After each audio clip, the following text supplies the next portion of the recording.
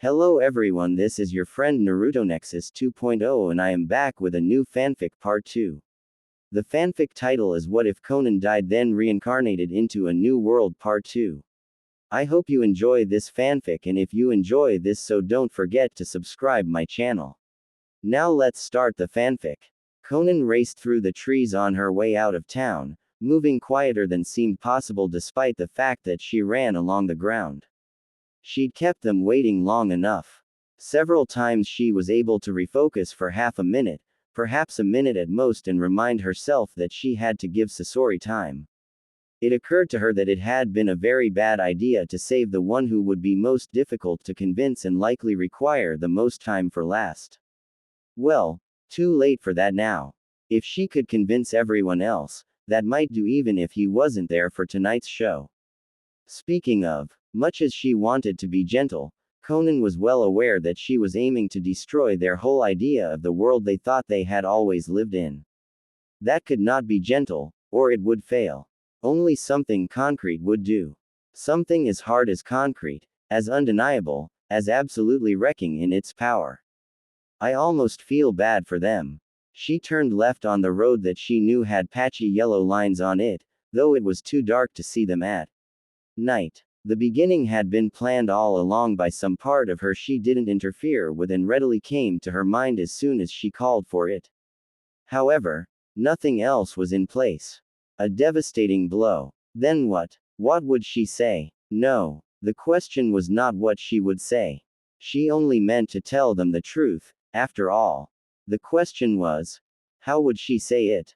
The ordering of the several things she had to tell them, the phrasing, how to respond to inevitable disbelief, all were the things he would need to know. Her heart beat faster as she neared the building.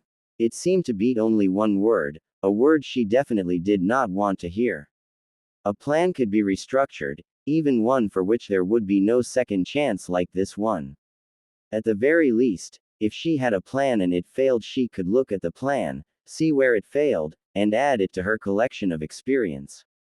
The word that she could not help thinking of required something else, a display of herself in her entirety. If it failed, her entire collection of experience and everything she was would fail as well. Her palms sweated. She dried them on her cloak as she slowed to a walk and tried to become more urged. Her heart continued beating away. Improv, improv, improv, improv. Konan strained to keep her face flat as she opened the door. The sound of laughter greeted her as she walked down the hall. You know, if they weren't all holes, I'd call you a Disney prince. Hidan. I suppose you still could. It doesn't occur to me to think of actual princes from Disney. I thought of the meaning you meant before that one. Does anyone agree? Nagato. I did as well. But isn't it a little undignified? Kakuzu, with a hint of humor on the last word. I am not the guy equivalent of a Disney princess. Yahiko. She could almost hear the blush. A Disney princess is a character type defined by having a strong relationship with animals, to the point of calming normally dangerous ones. ND being able to command smaller creatures. If you could figure out a way to command these mobs, it wouldn't be anything to be embered about. Itachi. Itachi's right, nothing useful can be embering. Next time we meet a large dog, maybe see if you can calm it. That'd be useful and nothing to be embered over, right? Nagato again. The only thing worse than being called a princess is having you guys talking about my feelings. I don't need comforting. Yahiko wasn't taking this well. Although she was only listening from outside the kitchen door, the conversation soothed Konan's nerves. Pulling off the ludicrous through 95% improvisation was a thing to be nervous about. Rescuing Yahiko from awkwardness. Perfectly natural, just as it had been for Nagato. She reached again down to that strange well of confidence, wincing as a memory came up of the momentary glance she'd gotten of the pain and nothingness hiding behind everything. Come to think of it, the strange burning confidence felt just like a lesser version of the burning pain. Well, that made sense, but she pushed her thoughts in that direction away. Consider later. Do now. It felt good. Hey, Konan's back. Hidan yelled, before she'd moved a muscle. What the hell? How? Thankfully her legs were farther away from her ears than her brain was, so they initiated action unaffected by Hidan's exclamation. Konan walked into the room with the counters just in time to witness the strange break in between scenes where everyone rushed to take new places. Yahiko attempted to look nonchalant against the counters in the back. Nagato attempted to join him, but was held back by Hidan's arm slung around his shoulder. With a slight blush he elbowed Hidan in the ribs, causing him to finally realize that his arm was no longer welcome. Kakuzu and Kisame stood together in the near corner to her right, leaning against the wall and cabinets. They moved slightly apart, Kisame drifting closer to Itachi who was sitting on a cabinet as Hidan put on his best offended face and went to sulk next to Kakuzu. They and the gap left between Itachi and Nagato took up the back and right sides, so she moved to the left naturally and smoothly. This instinctive movement reminded her of scattering civilians. They may have the memories of civilians, but they shouldn't have the instincts. Well, at least they may get along better than my old Akatsuki did. They looked at her, each with a different expression. She looked at each of them, wondering. Something was wrong. She considered briefly, then sent the nervous signal that would tell her mouth to open and begin. Just as the signal reached its destination, a sputtering noise from outside interrupted, and they all turned their eyes reflexively to look out the door she'd just come through. Konan almost started at the new sound. It was unlike anything she'd heard yet. The rough sound continued as if something with a very deep voice was coughing very regularly, then stopped. Kisami's mouth dropped open. What the hell did this lady promise him? Itachi was suitably impressed. Kakuzu didn't know the owner of that ride, but he knew who usually came along and groaned inside. He'd been fine for a while, but now he was getting tired, and if that brat is loudmouthed tonight I might just choke him to death. Two's a crowd. The sound of two sets of footsteps echoed into the room. Neither set sounded quite right. The reason for that was obvious as Deidara came into view, followed by Sasori. Deidara's footfalls were a little uneven as he rubbed traces of sleepiness out of his eyes still, and he refused to let go of Sasori's arm, leaving his friend to correct his balance with just one. After taking another quick swipe, Deidara blinked to clear his eyes and looked around. Sasori now stood upright and informed Kisame and Itachi with a shake of his head and a motion of his hand that not my idea. See this? I was dragged. Don't blame me for getting caught in this foolishness. Deidara locked eyes with the stiff-backed woman in front of him. She didn't look surprised that he and Sasori were here. The look in her eyes caused him to reflexively adjust his posture. He hadn't seen that look in its entirety for a long time. Deidara realized he was still holding Sasori's arm, and let go apologetically. In the flesh, she looked just like Sasori had described. Deidara didn't know whether to be at attention before her or relaxed. He settled for holding her gaze, even under the weight of her scrutiny. He tried to imitate the look of detached strength before him and failed, miserably. Perhaps he could have managed it before, but not now. Not so many months later. Even then, you have to earn the power to look at someone like that, yeah. I still couldn't, Konan was surprised. She hadn't noticed before, but suddenly all the other Akatsuki members stood out in sharp relief. Of everyone she had seen, Deidara looked the most like the shinobi she was used to seeing. It had to be something in the way he stood, the way he looked. She did not turn her head to look back, but nonetheless could clearly see the others in her mind's eye. Relaxed, wary, all kinds of things, but all the things they were, all the ways they had of doing things, all were summed up now in one word. Civilian. Or, perhaps, no, something else was true. She would have immediately seen that. Something else had obscured her vision. Only mostly civilian, then. But how can that be possible? Deidara was the lone exception. She recognized his old self in him immediately. Several seconds had passed since he'd looked at her, so with an inner smile Konan broke off the connection and turned her head, implicitly ordering him to the space between Nagato and Itachi. Deidara proceeded without dithering, and after looking between them and wondering what had happened Sasori followed. Konan realized at that moment, just before Sasori turned back to lean against a patch of wall, that it was Sledja. Amur time. Upon turning back, Sasori froze like everyone else already had at the smile she now had on her face. That was not a polite smile. She locked eyes with him. They sparkled maliciously. She locked eyes with Didera. He wondered just how many people she'd sent off to die before. She locked eyes with Hidan. He swooned. Then she raised her hands. Her outer garments exploded, and from them flew paper. The rippling sound briefly reminded some of a crashing wave. Crash it did, sheets of paper flying everywhere around them. A small burst of wind ruffled hair on everyone's head as the sheets of razor-sharp white blinded and surrounded them, forming into a paper blizzard. It was impossible to see where a sheet ended and another began, their borders folded together and blurred with motion. They simply swarmed, their edges making a terrific rustling that blotted out any other sounds there may have been, trapping them far away from the world. No one knew how long this continued before one by one they began to notice a steadily rising noise against the background slicing of the air. It was rhythmic, gentler, the sound of paper against paper.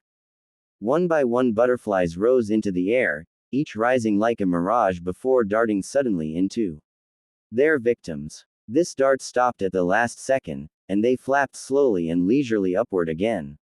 Some of them accidentally looked at a downward angle during their mindless twisting and saw that much of the seemingly endless paper had settled to the floor and was folding itself in a synchrony. Z rhythm. The blizzard became more complicated in its motion as each sheet of paper was reincarnated with surprising speed into a butterfly that rose to flap its wings in motion around the room. Yahiko was the first to truly take the blow, when a butterfly fluttered softly out of the fracas like a dream. It danced before his uncomprehending gaze before slowly, softly, just barely touching the centerfold of its butterfly body to his nose. His mouth began to work up and down soundlessly, calling in other butterflies to brush their wings against him. By the feel of it several settled in his hair. The first one to brush his ear made him blink and make a sound. It was an incoherent squeak. Hidan was much more coherent when one of the butterflies in front of him made a sudden jerk in just the right way. In a flash his hand lashed out and batted it from the air. It did not fall, but before it could rejoin the swirling chaos it was snatched and held in a loose grip of his fingers. Operating on instinct, he brought it to his face and sniffed it. The blizzard closed in, the butterflies tightening their flight paths until it was impossible not to crash. Crash they did, bouncing off the outer garments, hair, and skin of the people standing in shock until they too began to reach out and interact. As they reached, each and every butterfly was suddenly pulled away from them and drawn up toward the ceiling, till all the blizzard was gathered under the gray tiles. With various exclamations, and one gleeful giggle, all noticed Konan was no longer there in the same space of a moment and a half. Then the blizzard came back down, flooding the room again, except in the few moments they had looked elsewhere each butterfly had unfolded into a plain sheet of paper, not a crease to be seen on any one of them. A whirling cyclone descended then inverted itself, forming into an upside-down funnel wider at the base than at the top with the base several feet off the floor. The paper either ceased to exist or changed color, no one could be sure, until a black shape with red clouds on it appeared in the air.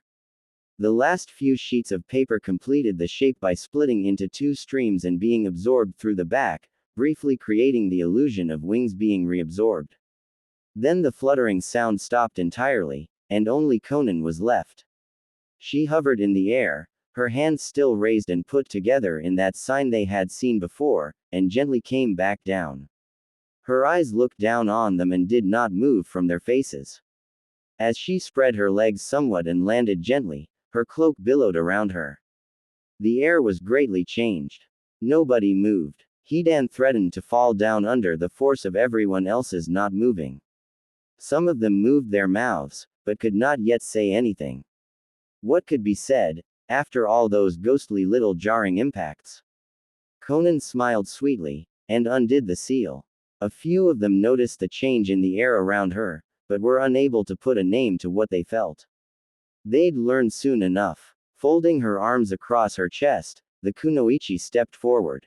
Some of them flinched back. That was unreal, she said, taking the words right out of their minds. Impossible. It cannot happen in this world. I do not deny it, that was. I broke the rules of this world. But, she smiled, and her eyes flared with triumph, I did not obey the rules of this world in the first place. How could I? It is not my world.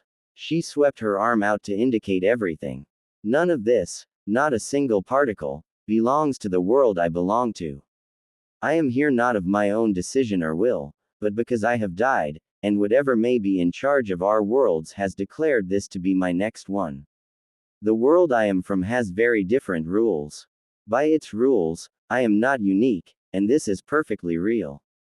The technique I just used was a form of ninjutsu, created by manipulating the chakra inside my body in a specific way, aided by hand seals.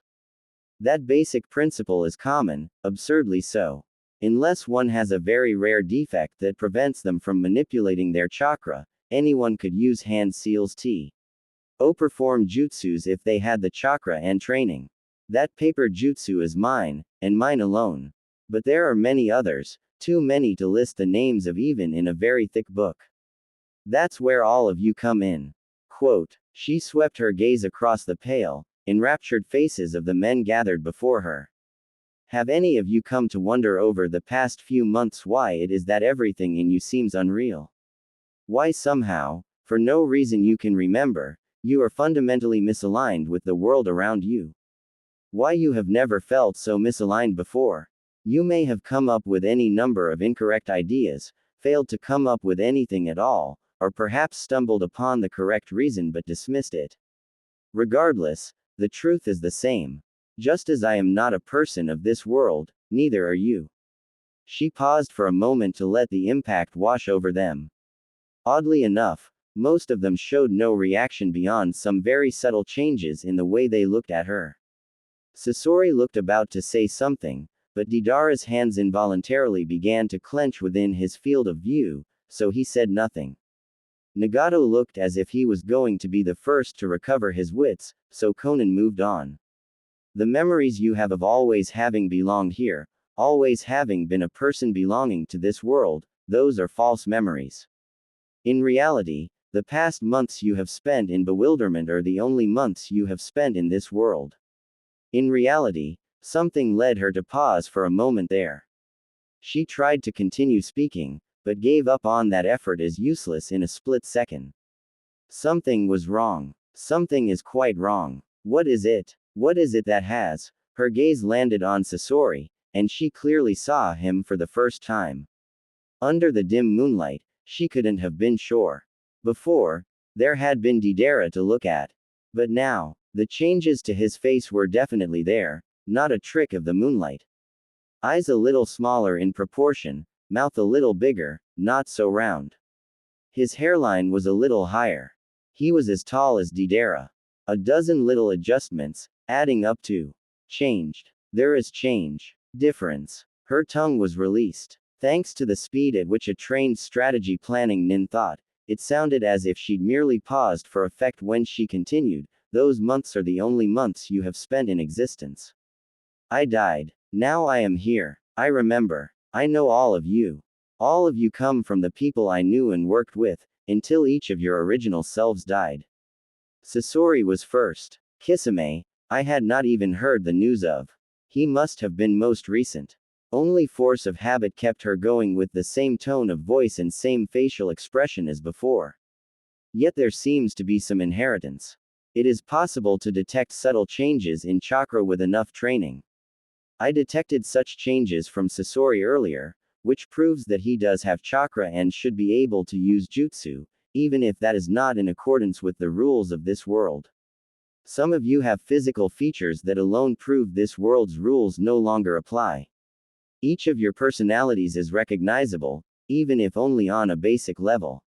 Each of your originals had their own unique abilities, techniques they were very skilled in. Those too may have been inherited. Quote. That last sentence had almost broken her force of habit, revealed her shock. She could not be certain that Urshan was true. If there had been more than one such sentence trickling up to her throat, it might have spelled disaster. We were an organization, the Akatsuki. Perhaps, to find out what has happened, we could be again. The room was dead silent. The stream of words was gone. Konan continued to stare into their faces, but saw nothing. Her own horror fogged her vision. They stared back, their own horror fogging their vision. It was as if a jutsu had been cast to sever the connection between their senses and their mind, rendering almost everyone in the room insensate. There was only one person in the room who was not so crippled, who still had a working sense. Even though this sense detected nothing more than horror and shock, its detection of anything spurred the rest of the mind to activity. Sluggishly, the brain churned out a thought. Everyone feels the same. There is no feeling of not being, like this. So, she. This thought did more to wake him up than an intravenous line of caffeine. His eyes focused and recognized that her eyes looked kinda withdrawn. Then his eyes glazed over again, because the jolt ped quickly and everyone was kinda withdrawn. Fighting against the paralytics creeping down the line and directly into the wiring of his brain, he managed one last thing. Everyone twitched when the silence was broken. Conan's lower workings of her brain started quickly enough to suppress it, and she hurriedly searched for something to say. Ninjas. Swallowing, she continued. People who can use ninjutsu and keep themselves and others alive in battle are called ninjas. The more formal title is shinobi. A female shinobi is called a kunoichi. The military forces of OU My World are composed of shinobi. As are the truly high CL mercenaries. She shut her mouth before she could say which one they had been. The people I knew wouldn't care. But these, who are they? Sasori was chalk white and struggling to keep from laughing. Oh God, oh sweet baby Jesus, I said it was a paranormal mystery novel. Holy crap, was I too close to normal? This is more like. The urge to laugh subsided as he fell into the serious business of determining exactly which genre they were in. Didera found himself sucking his thumbs nervously. That was actually quite painful considering the thumb was never supposed to bend that far into the palm. He stopped, flexed his thumbs experimentally. Ow. How long have I been doing this for? Probably ever since she said that thing, actually. Never mind. And started sucking on his first 2 fingers on each hand just to ensure his thumbs wouldn't be disabled if this lady had anything more to say. Kakuzu shook his head slightly, and threw up some emergency denial. What the is this stranger saying? That I've only been alive for a few months. That we're all not real people. How the hell could she know anything of the sort? Kakuzu was not alone in thinking this. Kisame was thinking and doing the exact same thing. Nagato and Yahiko felt certain that they had to be real. How could Jiraiya or their parents' deaths or any of that not be real? And Itachi was blue-screened at the thought that he was dead. Hidan raised his hand. Hey, goddess lady. Her defenses lapsed. Konan replied impulsively. The people of the Rain Village called me their angel, actually. What is it? Hidan remembered the paper wings he'd briefly imagined and filed that away for later. Are you saying we're all ninjas with magic powers? Her memory twanged like an overstretched rubber band as Konan remembered her original plan that she'd walked in here planning to get them to agree to. It hurt. I really have no idea what I'm doing. I didn't even figure out, until, yes. Hidan contemplated for a few seconds, then paused his contemplation. Closing his eyes firmly, he reached inside and allowed everything to vanish, losing focus until the feelings disappeared somewhere. Much better. Although it disrupted his ability to think and remember, he continued to allow himself to be capable of this. Then he resumed contemplating. If he'd been an analytic type, it wouldn't have taken any contemplating time at all since he really didn't have much to think about. Any requirements to join? Everyone in the room, formerly engrossed in their individual reactions to Conan's information, now turned to look at him. Their reactions varied through several shades of disbelief, wonder, pity, and a bunch of other things. Many, especially those who had thrown up some emergency denial as cover, became angry as they remembered Conan's proposal. What does she think she's asking, and who does she think she is to demand it? Even so, they waited for an answer. Konan was the only one in the room to not react very much to Hidan's question. She looked at him with her flat face on, not feeling anything that Hidan could detect, and replied. Requirements. Yeah, do we get a group uniform or anything? There was no change in Konan, although she did make an effort to move her face more as she spoke. What do you think I'm wearing? Gasp. Hidan's mouth fell open as he vividly pictured himself wearing a cloak similar to the one she wore. So bad. I would look so good in that. I would sell my soul for this opportunity. Without even needing to think about it, he followed up with, any special gear? At this a ripple of pain ped through her, and her flat face turned translucent, allowing some feeling to show through. With a look of sadness that reminded Nagato of why he and Yahiko had come, she spoke slowly. Your original had a special weapon, yes. As did Kisame. Your original wielded a scythe as tall or taller than himself, with 3 red blades. Kisami's used a special sword called the Samahata. Samahata was alive, cut enemies with large razor-sharp scales, and 8 chakra. Nobody else used any unique weapons as far as I know. The emergency shield of denial fractured into a GL mist instantly as Kisame froze. Samahata. How does this lady know about Samahata? Wait. Samahata's not a sword, but she knows Samahata's alive. Eats chakra. Kisami's right arm remembered the feeling of tooth marks in it. Fish. Shredded. Never eaten. Oh my god. His vision swam before him, rearranging itself into a scene crystal clear yet unfamiliar. She's telling the truth. Hidan made a series of warbling chirping, squeaking, squealing noises that rose up and down a full scale, conveying joy. He could not help bobbing his entire body up and down and shaking his fists held tightly in front of him as he did so. The pain lifted from Konan as she watched him, no longer reminded of his own original but of another, completely different man that she did not feel bad about in the slightest. That's so Toby-ish, he settled and, still giggling, turned to Kakuzu with eyes wide open and lit up like a bonfire. Waste of money my, even if I didn't love that thing, it's still, I don't know. In your face. I get a bad cloak and the coolest weapon that's ever existed. Is this or is this not the greatest thing ever? Kakuzu stared at him in angry bafflement. You're going to do this. You're going to spend time with the disturbed lunatic who says we're all dead and everything we know is part of a multidimensional conspiracy to do who knows what just so you can get the chance to play ninja, pretend you can do magic, and dress up. He looked very pissed, and everyone in the room wondered if this was what Konan had been talking about when she said they could detect chakra distu. Bants. His voice continued rising in volume and lowering in pitch as he went on. All this just because you like the look of obvious insanity and apparently have a death wish. By now Kakuzu's voice had deepened too much for him to sustain any volume, so the next growl was little more than a wisp. You, Hidan, are the largest idiot I have ever had the misfortune of meeting. Hidan looked at him quizzically, scratching his head. Once again he could have been overwhelmed by it, his own feelings drowned in Kakuzu's anger. Fortunately, his own joy was great enough to counteract it.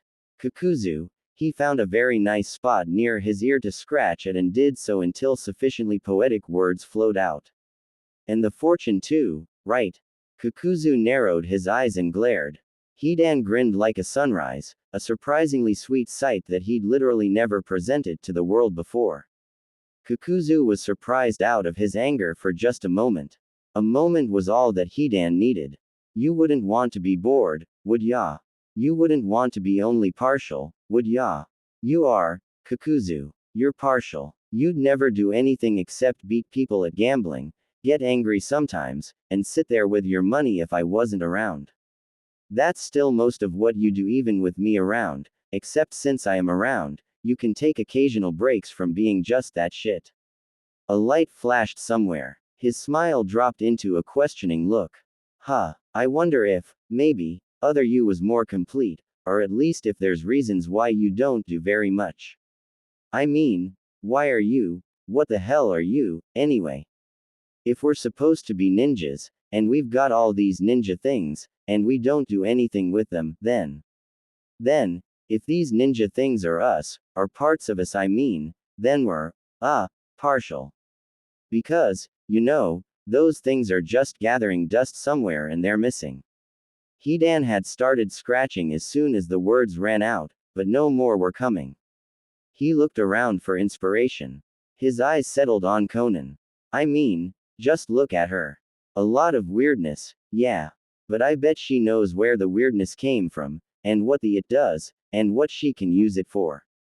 You don't know any of that shit. What good are your stitches? Where did they come from? What are you really able to do? Where did your money fetish and stitches and like everything else, where'd you come from? I'd like to know. Not you. I wouldn't be able to know where you came from. Me. Like where'd my scythe come from, and all that shit. Hidan looked hopefully in Conan's direction.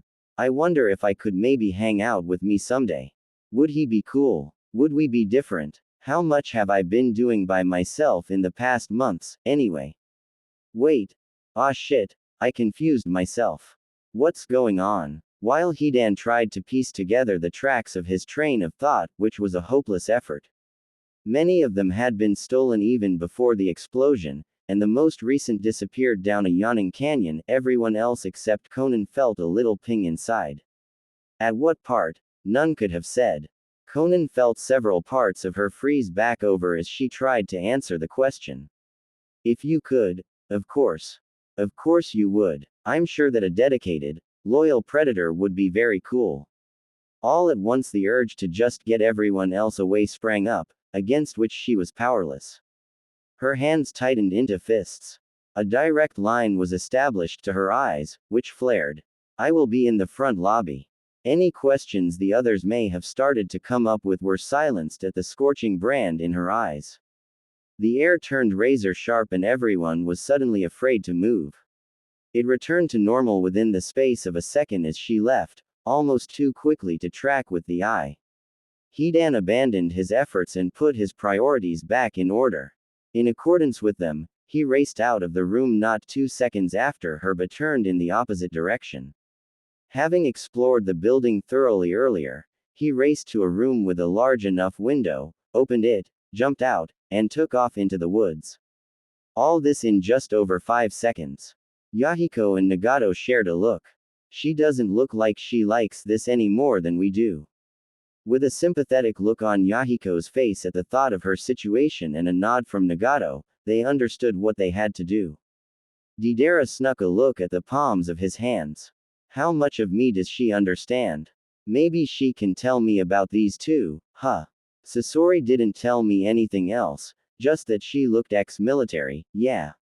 I never actually let him say anything else. Who the hell cares? It's Christmas, yeah, March 20th. Actually, but Christmas anyway. Sasori had not the slightest idea what genre he was in. He decided to give up on finding out and just go with what he wanted to do. What do I want to do?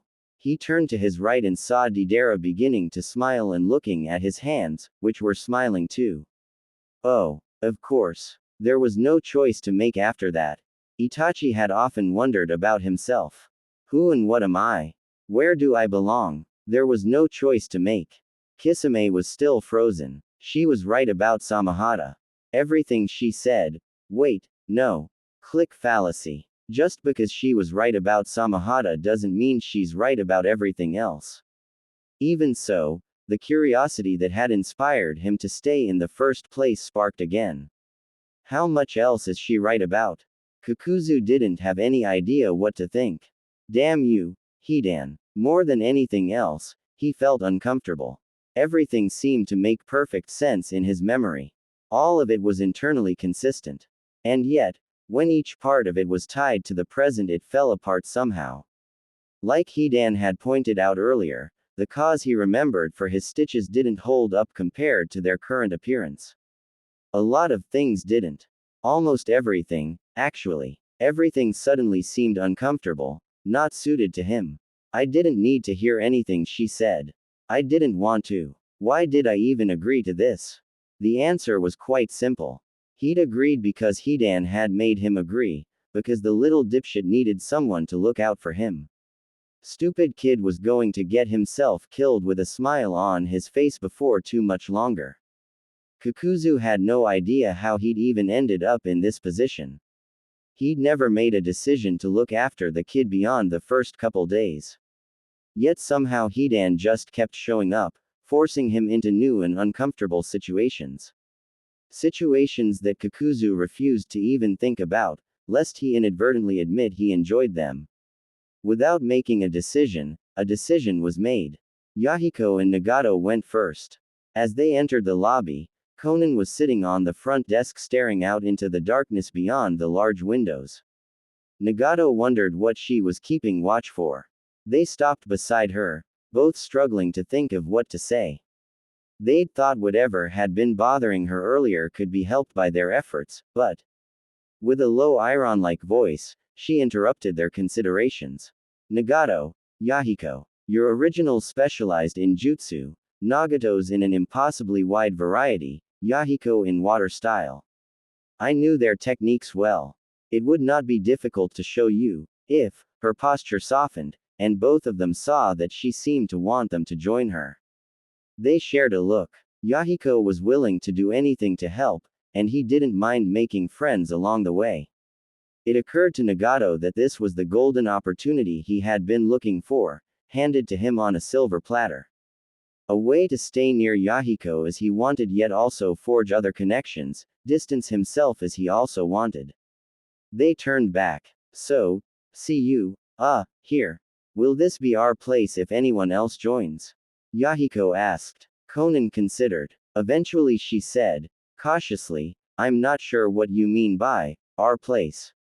Of course you will be fully allowed to continue whatever lives you have, outside of the Akatsuki. Quote, yeah, but we'd need facilities, right? Someplace to keep our ninja stuff, a training room, somewhere to meet. A group should be together, or it's not much of one. I guess here's a good place. He had a point. No such accommodations had been necessary before because all Akatsuki members were already elite ninjas by the time they joined, but these ones would all have to train together. She would not have to, of course. Not in the same way. Konan continued to studiously stare outside, away from them as she replied, sound reasoning. I'll mention it to anyone else who comes out this way. The pair looked back at each other, unsure, before deciding the best course of action was to leave. As they walked out to their car, Nagato started to turn the possibilities over in his head. He wouldn't have described anyone else in that room as bad looking, exactly, few of them were even kind of feminine looking, though, so that did limit his options, and that's if anyone was available, Yahiko A. Sked what he was smiling about as they faced each over the car's roof. Nagato paid it off as just realizing how powerful Konan had implied his original to be. He continued to smile in secret all the way back. Sasori got impatient after a couple minutes and asked Deidara, are you going to stand here or are we gonna get moving? Deidara broke out into a grin and rushed from the room, trusting Sasori to come of his own accord this time.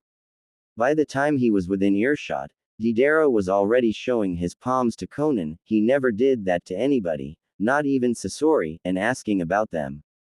Konan replied that she had no idea where those came from, but they were not completely unique in her world and barely out of the ordinary in the Atsuki. Deidara pulled his hands back with an excited grin that turned into a pained look of indecision as he tried to ask what he so strongly wanted to ask but couldn't figure out how. Sasori put a hand on his shoulder and pulled him away, murmuring gently, bug her later, brat. Neither noticed the grimace that crossed Konan's face before she explained to them Yahiko's reasons for taking this building as a base of operations. Itachi and Kisame watched the door swing shut before making their presences known.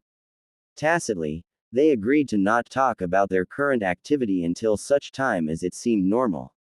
Konan made a comment about Itachi's eyes suggesting he should investigate them sometime, and asked Kisame if he did have Samahata in this world. Kisame didn't want to give her too much information yet, so he only replied, yes. She made sure to mention he could bring Samahata whenever he felt comfortable doing so, which was very courteous. Kisame allowed her to see his back fully turned as he left, wondering about how his first experience living with people not his parents would turn out. He wouldn't have agreed if not for having seen that there were enough rooms for everyone to sleep alone. Finally, Kakuzu emerged. He just stared at her, narrowed his eyes, grumbled and shook his head as if he couldn't believe what he was getting in. 2. With a sigh, he asked her to please make sure Hidan didn't get any caffeine or sugar. She sensed he was not in the mood to hear her speak anymore, so she didn't. With everyone gone, the building was quiet. She wondered if Nagato and Yahiko felt this quiet, across the uncrossable space. She continued to sit there on the desk for some time after everyone had left. The lobby was dark, only her flower shone in the faint moonlight. It felt better to sit there unseen while she wondered what to do. Why am I here? The question was unavoidable. There was physical evidence that the ninjas she knew were not actually the ninjas she had known. So why was she there? Konan saw, in her mind's eye, another woman, like herself but not the same person, laughing with the strangers that called themselves Nagato and Yahiko as she had done in another world. That woman could have been perfectly happy with them, they could have all been complete. That woman would not have her terrible memories, would belong here. A terrible thought occurred to her. I exist, and she doesn't. Did I do something to keep another me from existing, to keep them from having her in their lives? Is it my fault somehow that Nagato doesn't have a sister, and Yahiko's still probably single? Did I do something to steal a chance at a second life for myself when I didn't deserve it? Would they have been happier with a me that fit with them? If what she had seen of Nagato's interactions with Yahiko before was any indication, the answer was yes. Perhaps there was a reason she had been saved back then. Actually seeing them alone together, just her two lifelong companions without her, seemed unbalanced. If I wasn't here, they could have had a suitable me to balance them. Konan wondered how the afterlife was, if there was any need for balance in heaven. Do my Nagato and Yahiko miss me? Did I do something to run away from them? Are they angry or disappointed? Konan shook her head, trying to dispel these thoughts. No, it's no use to think of what might have been. If I'm to prove competent enough to lead a new Akatsuki, I must look to the future, to what is and could be. So, there must be a reason I exist. Something that is here only because I am, that nothing and no one else could do. Was I brought over to this world with the intention that I would form a new Akatsuki? Is that my reason for existing? The idea was absurd. How could anything with the capacity to do this possibly care about something so small as a few humans? No. Perhaps it's more general than that. A subject of one world, in another. The yin in the yang. A bridge. Her death flashed before her eyes. Do I exist because of what I promised Toby, that I would be that bridge? A decision appeared. To accept, or not to accept. Half of it was missing a leg to stand on, so it fell over and disappeared. There's no reason not to accept that as my reason for being here. I suppose they would have just reinvented the techniques of my world anyway. It is so, then. I am here to bridge the gap between my world and this one. I know that I am, because I decided I was. Who's going to tell me otherwise? Not anyone I'd know well enough to listen to. Her fingers tightened and she hissed at the casual reference to the fact that everyone she knew and loved or at least cared about in the slightest was dead.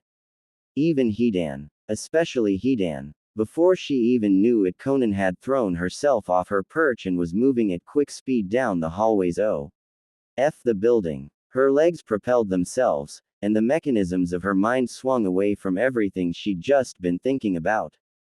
It was a common reflex hammered into every ninja during missions. She immediately classified this as a reconnaissance mission and focused all her attention on the task of learning more about the building. First, the layout. The front lobby and its side rooms took up the entire front of the lower floor, and had two hallways leading from it on either side parallel to each other. The hallway they'd all used to access the kitchen through the propped open door was the hallway to the right, as one faced into the lobby from the front door. Konan moved down that hallway quickly, turned into the kitchen, crossed it, went through the other doorway, found herself in an adjoining room with nothing in it except a power outlet low to the floor on the left, turned right through a snugly fitted set of doors to exit that room, and found herself in a hallway. Turning to her right, she walked around the corner and found the kitchen's doorway. She turned back and crossed the hallway entirely, turning left when it ended, and the lobby reappeared. So, the lobby and the cross hallway appeared to form a rectangle, with the kitchen and small room going through the intervening space. On each side of this rectangle she'd seen one room, seemingly not used for guests. The guest rooms were probably the ones beginning at the two far corners of the rectangle and continuing down the building. She went back down the left hallway, noting several rooms on this side. It was long and ended abruptly, turning right into another cross hallway. In the middle of this one stood a set of stairs, and behind the stairs a back door leading onto a small stoop covered with bird poop. She continued through the cross hallway until reaching the other side, which had instead of a room at the very end a sunken stairway leading down to the left. Konan was intrigued and descended, finding a small door at the bottom in the left side of the wall. She opened it to discover a large open space. The ceiling was low, but the area was vast and obviously took up the entire space underneath the cross hallway. The floor was metal. Konan dismissed the obvious thought immediately. The room had probably been used for storage once and could be used as such again. There was no reason to have to torture anyone in this world anyway. Well, as far as she knew there wasn't, not yet. It would be really easy to clean in a pinch. Being right beneath the rest of the building would pose a problem, but as she looked around the soundproofing possibilities began to appear before her eyes. Konan shook her head, cleared these thoughts away for later, and returned to the ground floor. Again she traced her steps in the direction of the front of the building. It seemed to appear after only a few steps in that direction. Every other room had been neatly closed or at most just open enough to peek into. This one was wide open, which Konan saw as she approached by the amount of light spilling into the hallway from it. This amount wavered a little as the door moved back and forth in the air, movements coming from the open window. Konan stopped, looked and listened all around, sensing nothing. There was nothing outside the window but the forest. The forest, she recalled Hidan racing out of the room just behind her, turning in this direction. She moved inside and reached out for the window. Just before she could, it occurred to her to wonder why she would close the window. Her hand tightened around the window's handle, prepared to pull it down at the slightest sound of movement. Again she wondered why. He did not pose a threat to her. My Hidan wouldn't. But who is this guy? Even so, she could not really believe he was any danger to her rational self. I couldn't tell any difference before. She left, leaving the window gaping open behind her. This hallway led back to the kitchen door and the lobby, as expected. A giant rectangle with a line splitting it in two across the middle. There was an upper floor, but the reconnaissance mission was over. She wandered into the kitchen and sat on top of the little counters, spent. Today had been too full. She felt almost as drained as she had after Yahiko died, but a different kind of drained. That had been overbearing loss. This was every kind of feeling mixed together. The happiness, the sadness, the sudden loss. It only made her slightly nauseous to wonder whether it really mattered that they weren't the people she knew, as long as they worked well enough as replacements. Of course it was obvious the answer was yes, but she turned it over in her head slowly anyway. Konan knew in a detached kind of way that she would wake up in the morning in hell.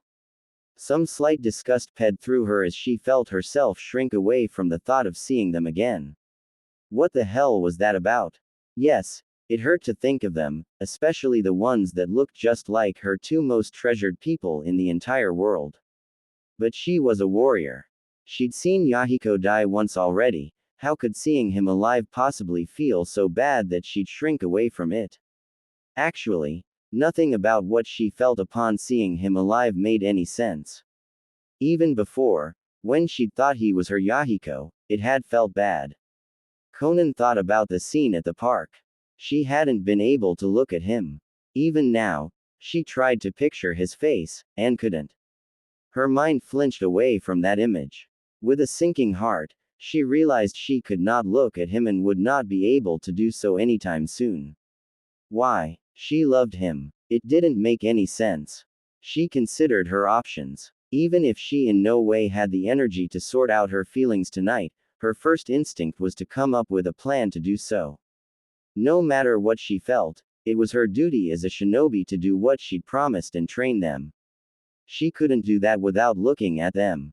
The thought of being in such close quarters, training together again, made her twitch. Konan groaned under her breath. I can't do this. I'm trying to make a plan to solve a problem that is itself disrupting my ability to plan and, I suspect, is immune to rational thought. I can't do this. I don't have the slightest clue how. Yes, she was aware such thinking would lower her chances further. No, she didn't give two damns about that at this time. Frustration seethed under her skin. While the burst of angry motivation was just starting to make its way through her arteries, the moon continued to shine softly on the forest, bathing everything in its silver glow.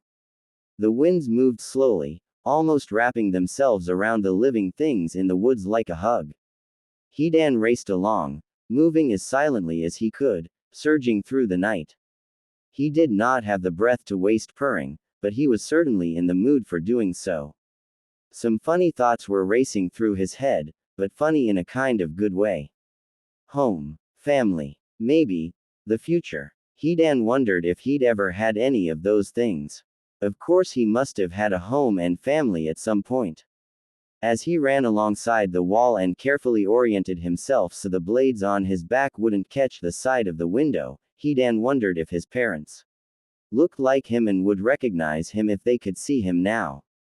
Easily, he hopped into the air, twisted just the right amount, and threw his arms under and behind him to propel himself forward.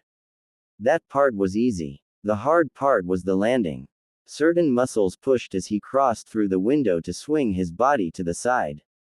As his body failed to turn enough, Hidan panicked and pulled his legs forward just in time to land on the very front of his feet and continue falling forward. His arms were more accurate in their timing, so he landed hard on his forearms and continued forward, stopping only when he reached out with his left hand and pushed back against the floor in front of him. His nose was mere inches from the carpeted floor. Hidan whined despite there being nobody to hear his complaint, and pushed himself off the ground. No matter how much he practiced these movements, his instincts always accounted for a tail he didn't have. He continued to grouse before it occurred to him that maybe his scythe could help with that. He stopped brushing off immediately and popped out of the room, purring eagerly. The purr changed to a thick rumble, then died as his steps slowed. Leaving the room and entering the hallway, the tracks of Konan's path just a few minutes prior lingered. Hidan found himself reflexively reaching for the handle of his favorite weapon, pulling it closer, as if that would soothe anything. His other hand curled, and he came up with a really good idea for one of the training rooms on the spot. But this time, the suddenness of this feeling left no doubt. Hidan shook his head, pushed it away. When stuff came up out of nowhere like this with no obvious cause, it was definitely someone else's feelings. He remembered the look on Konan's face, the sudden change in the air as she told them they looked like all her dead friends, and felt very stupid. Following the trail, he raced to the front of the building. The lobby was in darkness, as it had been ever since she first raced out of the room and left them to their thoughts. Hidan would have preferred the warm light of the sun himself, but at this moment he understood perfectly her perspective. The darkness was better for being alone. He slowly, carefully stepped out onto the lobby floor and made his way to the desk she was standing in front of. He stopped a little behind and to her left, and considered what to say. Even for someone like him, this was still a guessing game. He tried his best to see how her feelings felt, but the only things they left him wanting was a room full of punching bags to beat mercilessly. A shiver shimmered up his spine, and something seemed to slip. A feeling of panic that was all his own rushed through Hidan's veins. He recognized this vague sense of being off-kilter, unstable. It was a terribly dangerous thing to be, and everyone he'd ever felt it from had had an uncontrollable situation that someone always had to step in to control. Family if they were lucky, cops if they were less lucky, a judge ordering them to a psychiatric stay if they were super in over their heads. Sometimes, in the best of cases, it had been him. The desire not to let her be alone took him, and Hidan understood exactly what he needed to do. Want a hug? Konan felt something twist inside. Her first thought was that no way in hell could she do that. Touching him, wrapping her arms around him, letting him hold her in a close manner, something in that felt like it would be wrong somehow. He's not my Hidan. He's another person who just happens to look and sound a lot like him. He's like my Hidan's twin brother. I can't just skip from man to man like that, as if he was interchangeable. Hidan is just like Yahiko in how unique he is. That would be betrayal. No, it wouldn't. He'd understand perfectly if he was able to. Actually, this difference in semantics was her rational mind speaking. Konan, after running through a great deal of thought, realized that she was going about this entirely the wrong way. Her rational mind was entirely helpless. It was no good to appeal to it. For now, as long as it felt like betrayal, it was. I've never thought of it like that. I've never decided my own reality like that. I don't know how to think in this way. Fortunately, someone did, and he was standing right there waiting for her. Konan turned and looked him in the eyes. He looked faintly worried at first glance, but grinned before she finished turning. He wondered how much directness she was used to, then decided, screw it. He was a direct person, she'd have had to get used to that before, so onward. He reached out his arms and held them there, an invitation to step into them should she decide yes. Konan hesitated. It still seemed wrong. But looking in his eyes, there appeared nothing but a desire to make her feel better. Why is that look there? Sometimes, when I've done something for him, Hidan has offered I stance in return because he sees me as being like himself. But this Hidan is nothing like me. Why? She had no idea. All she knew was that stepping into his arms right now would be something very significant. A show of trust. Did she trust him? Hidan's arms were starting to feel it after a couple seconds being held out like that. He knew he'd feel so much worse, maybe up to triple Terry bad levels even, if he left himself and her to such feelings. He didn't have the slightest clue what he was defending himself from, except that it was awful, and a hug helped with awful feelings no matter what they were, right? So he kept his arms up despite their burning. Konan wondered how long he was going to keep this up, and why. Then she realized she was very stupid. He trusts me. He's inherently unreasonable enough to do that. My whole plan depended on him trusting me. Why did it take me so long to think of that? Such faith couldn't go unrepaid.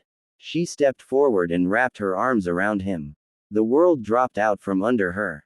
As soon as her fingers made skin-to-skin contact, she felt it. Without any knowledge or feeling, her knees went limp and he held her up. Konan's perception was far away from such small concerns.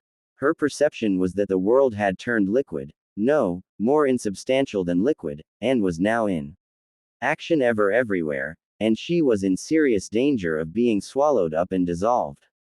With no small horror and amazement, she realized Hidan was hollow.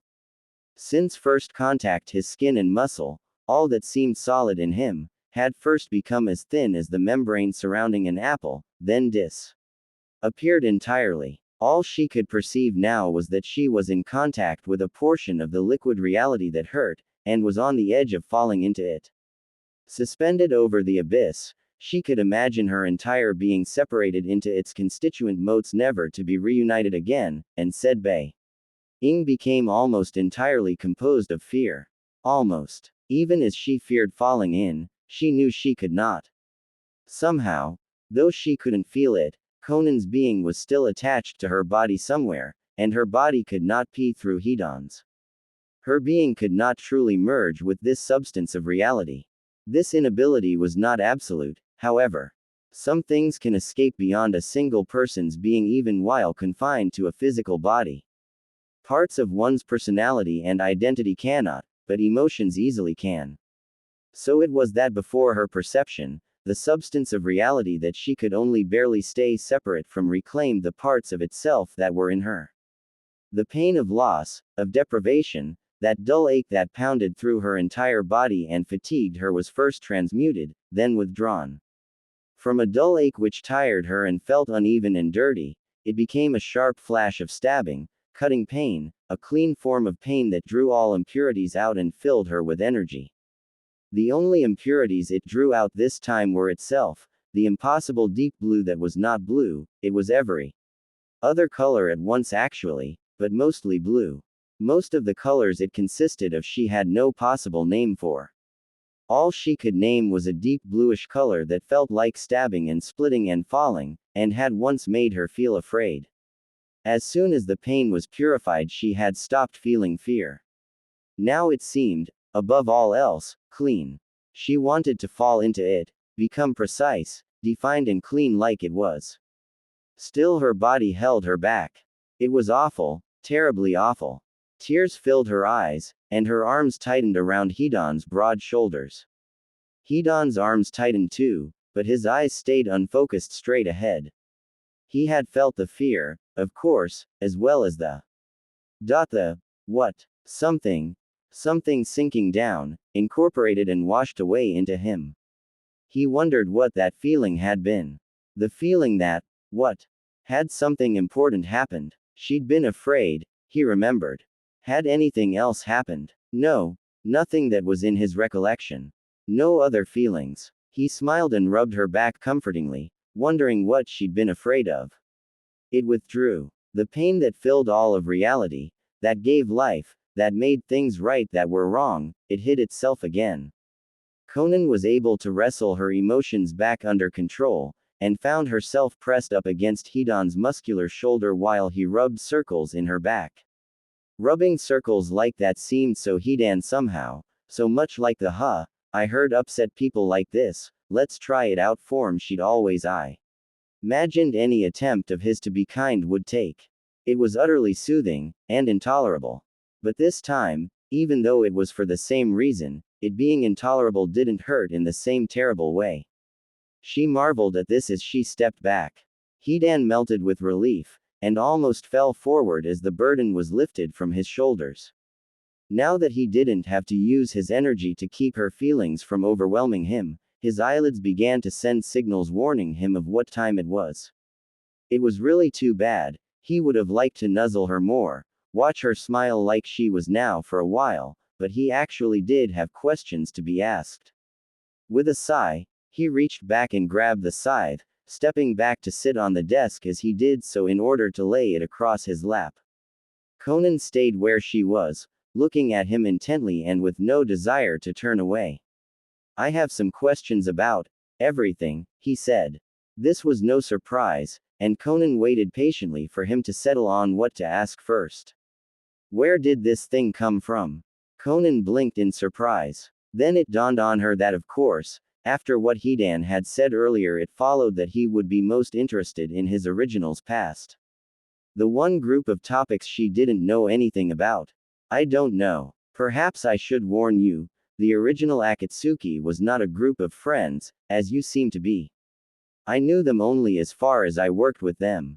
I would have liked to know your original more, but fraternizing that much would have been highly unusual and suspicious, so I did not. I can't tell you anything of his past. Hidan had looked at her expectantly while she answered as if he had a list organized and ready to run through, a guess confirm. By the way, he muttered, oh, crap, and furrowed his eyebrows. After only a few seconds, he got a lightbulb expression on his face and asked, but wait, that means you know how he fought and stuff, right?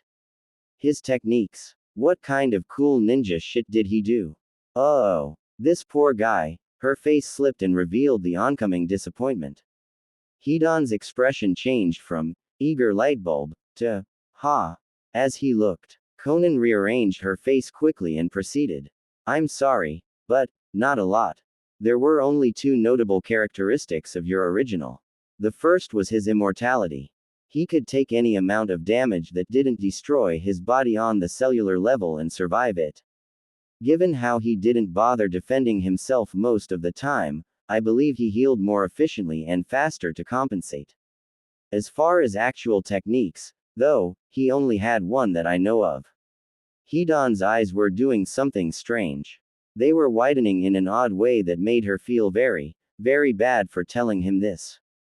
His lips joined the act, too, and Konan fought not to cringe. The reason your scythe has 3 blades is to increase its attack span. It's not meant to kill the enemy itself, although it can easily do that if you hit the right place, but your original only used it to gather blood from the enemy. He had a ritual, used in battle as part of his religion. It was some kind of human sacrifice ritual, and he considered it disrespectful to his god not to use it, so that was the only technique he fought with. He had to get some of the enemy's blood, stab himself and draw a design on the ground with his own blood. When he ingested the enemy's blood and stood in the design, his body would change color to show it was connected with the enemy's body. As long as he stood in the design, anything that was inflicted on him would be inflicted on his target as well. Konan paused to catch a breath and gauge Hidan's reaction, which had paused at the stage it was at before. His eyes changed slightly, keeping their unusual guilt-tripping qualities but with a look of added bewilderment in them, like she was doing something to him and he couldn't understand what he had done to deserve it. She was used to taking care of minor nuisances Nagato did not wish to bring out another path for, but something in this particular man's expression touched her in a way screams had not for some time. Her voice softened to a near whisper for the final devastating news. I'm afraid, the limitations are as bad as they sound. Konan swallowed. This only worked as long as he stayed in the circle, which meant that his greatest physical attribute, his mobility, was rendered useless. In the time it took to draw the circle and stab himself fatally, an enemy could easily force him out of it. The technique either only worked on one enemy at a time, or he simply never bothered to use it on more than one, but either way only one target could be killed using this technique. If he wanted to kill more than one, it would require leaving, fighting to get more blood, and returning to the circle all over again. He had to have backup for every battle if there was a chance of there being more than one enemy, and the technique would fail if an enemy got the chance to see it in live. Backup is the only reason he survived using such a technique, because his immortality could easily be defeated by an enemy forcing him out of the circle and immobilizing him, such as by cutting off his head. In fact, that's how he died. He wasn't supposed to ever die. The shock from months ago came over her, and Konan was rendered speechless once again. No, the possibility that he could be immobilized is right there, easily deducible, plain as day. The idea that he couldn't was one that I should never have entertained. I was stupid, blinded by lust and whatever kind of connection I may have begun to think we had. Just because a man is handsome, has the protection and guidance of a literal god, and seems more than normal doesn't mean the universe is obligated to protect him. There's no special armor awarded to those who are special. I must never forget that again. I'm not sure how I did forget that, again. She bowed her head in an instinctive show of respect to the dead, regardless if they could see her or not. His abilities also included the standard ones that every shinobi learns from their general education, the ability to handle ninja tools, kunai, and shuriken, some moderate skill in hand-to-hand combat, some low-level jutsus. If you have inherited any capacity to be a shinobi, you should have those skills as muscle memory. Once more she faced him, looked into his eyes. Any questions? Hidan stared back, the guilt trip gone but the bewilderment remaining. Slowly he blinked, and looked down. His mouth moved as he considered what to say. His hands tightened around the stem of the scythe just below its lowest blade, and he lifted it, held the blades in front of his face. So, this is all I have. Konan reminded him softly, and the ritual, and immortality. Hidan shook his head. Immortality, yeah, but no battle techniques. No actual impressive unique things, except something I can't use. I can get stabbed, and I can use a slightly different weapon slightly better than some Rondo could. That's all I get from my original, that ing bastard. Konan frowned. The ritual isn't completely unusable. Quote. Hidan looked up sharply at her. Yeah, it ing well is. It's a thing that requires me to be there close to the person I'd use it on, gives them enough time and enough warning of how totally screwed they are to let all the dread and fear and shit settle in, and makes me feel the same as they feel. That is completely and utterly, totally unusable. I'd drive myself insane if I used that. I couldn't use it for anything except killing someone, so every time I used it I'd have to feel all the fear and pain of dying. Yeah, I don't like feeling that shit. I can't use it at all. It'd make me lose my mind. How in the could? He continued on in an almost uninterrupted string of curses for some time, but Konan stopped paying attention and continued to process the beginning of what he'd said. He does feel the pain, but he enjoys that usually because he's a masochist. But he mentioned fear as well. The ritual doesn't make Hidan feel the same emotions as his victims. He's never described feeling fear before. I didn't say anything to imply it did, I only said his body would become linked to their body. I only described physical linkage. Why on earth would he think? Hidan, she interrupted. He looked up with an angry look on his face, presumably at his unhelpful bastard of an original. Konan stared at him and found the inner blaze surging of its own accord behind her eyes as she focused intently.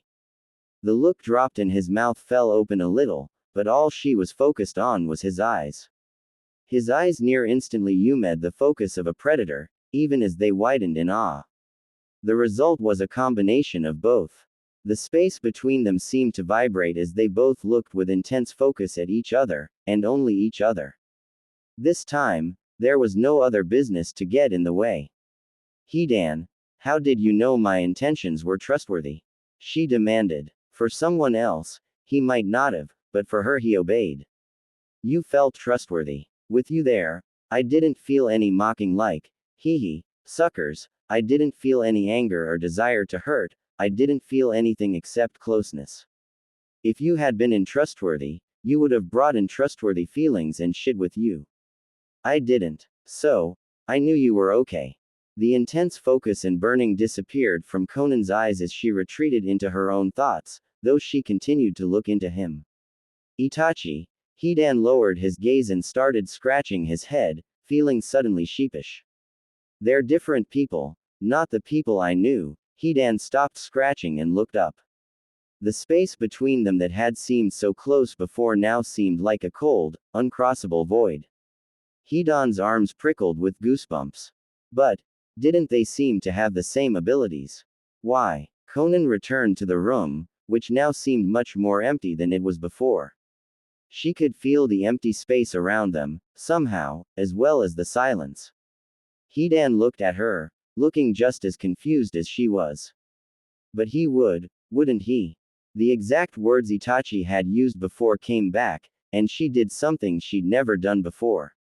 She blushed and facepalmed. Hidan felt the ripple of an urge to laugh pee through him, then it was gone. Konan lowered her hand to her side, and the very slight redness she had been able to allow to her cheeks disappeared. My apologies. Immortality was the only special ability he had, but like everyone else my Hidan had some quirks. One of those was unusually accurate perception. He could see things in other people that were not immediately obvious, almost at a glance. He saw some things I'd rather not mention in me, and sometimes made comments about Kakuzu or others that seemed reasonably true, but only if you had certain information that he was never given. She peered closer at the version of Hidan sitting before her. Unlike you, however, this only worked if he was bothering to pay attention or whatever he saw was interesting enough to grab him. The range of things he could perceive was limited, as well. Kakuzu found it very helpful how often he might be asked to take a close look at an enemy and deduce not Hing more specific than, what the is wrong with that guy? Or something similarly unhelpful. A great many things he couldn't see, couldn't identify in specific language, or ignored as unimportant. And all he did was see things in other people, not feel them as you claim to. I'm intrigued now about what has happened to change you. As well as why you have to be so different from my Hidan, and who the hell are you, and is anybody else also different from their originals? Let's not forget I might just have to throw out all my conclusions about this world and guess all of again, and most of my privacy will have to go in the trash as well. Hidan was feeling very grumpy. He could be quite sure that wasn't anything he was picking up from her, because she didn't look at all grumpy, and she also wasn't the target of vague disappointing vibes, didn't seem tired. And wasn't acting like she felt at all uncomfortable. Not to mention that he had no idea how to feel about the idea that at least part of his having to be constantly swayed in various directions by other people might be because of his stupid original, and even if future him decided that was a good tea. His original would still be a jack. Alright, it was time to shut business down for the day and hit the carpet. He sighed, sat up, and grumpily asked, "Can I use this thing as a substitute tail?" Konan followed his gesture to the red scythe in his lap. "You may try and tell me if it works." "Cool beans. Let's make a deal. Since I could feel you earlier having all kinds of problems with all your friends being dead and all, let's shake on it. Let's shake on us being, like, new friends for ya. We're new people, so that makes us new friends. Would that be good?" he asked, holding out a hand. Konan looked at his hand and thought of Yahiko's smile. "I will not be able to hold up my end of that bargain. Sigh, you'll have to get used to us eventually. I wonder how long it'll take me to get used to having no privacy whatsoever. Nagato didn't use his jutsu to monitor all my activities, after all." She still did not think it would be possible to not think of her versions of them, and said as much. Hidan said nothing, just stared back with visible effort taken to keep his eyelids open, until she relented. Even while tired, his hand closed firmly around hers, promising. "That room with the carpet and the huge window that I used earlier looks good. I'll probably sleep in after all this staying up past my bedtime, so if Kakuzu asks you can tell him where to avoid going. Yawn, happy dream hunting." Konan smiled, and it took no effort. "To you as well." Hidan hopped off the desk, gave her a thumbs up, and turned in the direction of his room. Konan realized she was very glad he'd decided to go to bed, and selected her own room in her mind.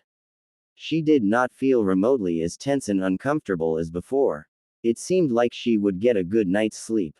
Knowing he would be able to hear her, she followed Hidan's scythe-laden back as he left the room. "Thank you." Hidan dug and dug, throwing all kinds of objects out to his sides. Pieces of paper, fabric, old dolls, trucks, a basketball, a hat, 2 buckets, and a bedsheet all went flying. The small chest he was kneeling in front of was notorious for this sort of behavior. "Come on already, it's her birthday. What do you want? What is it? I'll do it, please," he asked. When he next reached into the chest, there was a hidden space. Leaning all the way over, Hidan's fingers just brushed a corner of the object he was searching for and he gasped, but his fingers inadvertently pushed it deeper. He stretched out his legs and reached even further into the chest, trying to reach. In this position he was leaning down into it with only one arm holding him up, so when his hand lost its grip there was nothing else to hold him. He flailed his arms, trying to keep a grip on the precious treasure, but it was useless. His arms only hit the side of the wall, throwing him away from it. He landed flat on his stomach in a small, dark cavern. In the last light just before all illumination disappeared, he saw the precious object bounce into a small, shadowy corner. It was urgent that he get it in time, urgent. His arms flailed all around, trying to get a grip to push himself off the ground, but he couldn't do it. His arms slid off the ground uselessly, hit what few handholds there were at all the wrong angles. Desperately Hidan tried to crawl across the ground towards it. He screamed, growled, roared, anything to keep the growing sound of scurrying away from it. His efforts were useless. No sound he made had any effect, and as the sound of it brushing against the floor disappeared, Hidan whimpered and started to cry silently. He would never be able to get it in time for her. It had bounced away, beyond his reach. Now she would be too. Just then his nails found purchase. It was water. He stabbed his fingers into the liquid surface, dragged himself forward until he could stand. A sound of rhythmic splashing came from the far side where the water issued from. He staggered forward, the water slipping from under him, dragging himself back to his feet the first few times but settling for a crawl the last half of the way. His left eye was nearly smashed near the bridge of his nose by some blunt object. He reached up and grasped the stem of his scythe. His grip faltered as he nearly blacked out from lack of air, but he gagged out the current mouthful of air and dragged in another by sheer willpower and pulled. Nothing. He tried to get up and pull it in various directions. It would barely tilt in response to his moving from side to side, but nothing else.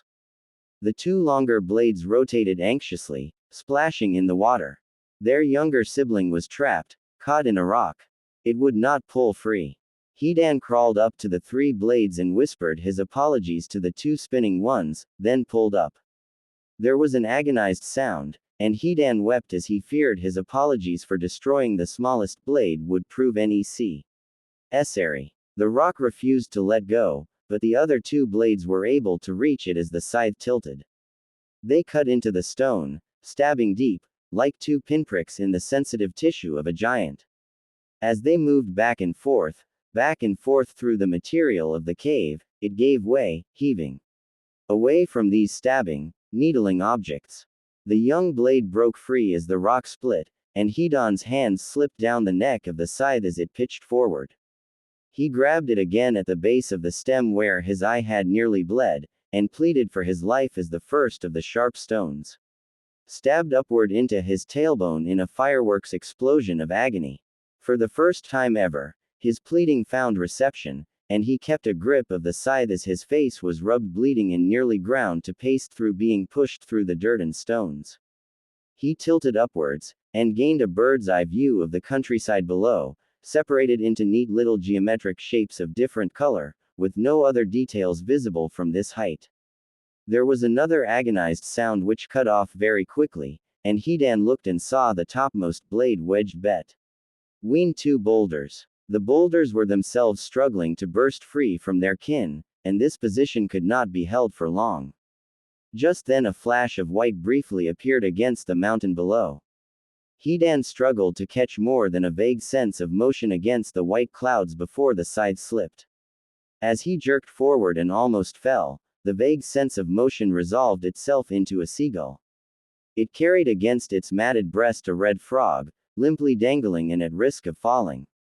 Hidan's anger boiled over, and he threw his body into convulsions, swinging himself back and forth, until with a roar he let go and launched himself down at the bird. It whirled away, but his hands lashed out, grasping for the air, pulling him nearer through sheer force of desperation and fear until he grabbed securely the bird's left leg. It shrieked and dipped, and Hidan's guts were rearranged in their cavity while it fell. He held on, for above all it must not fall, the precious gift for.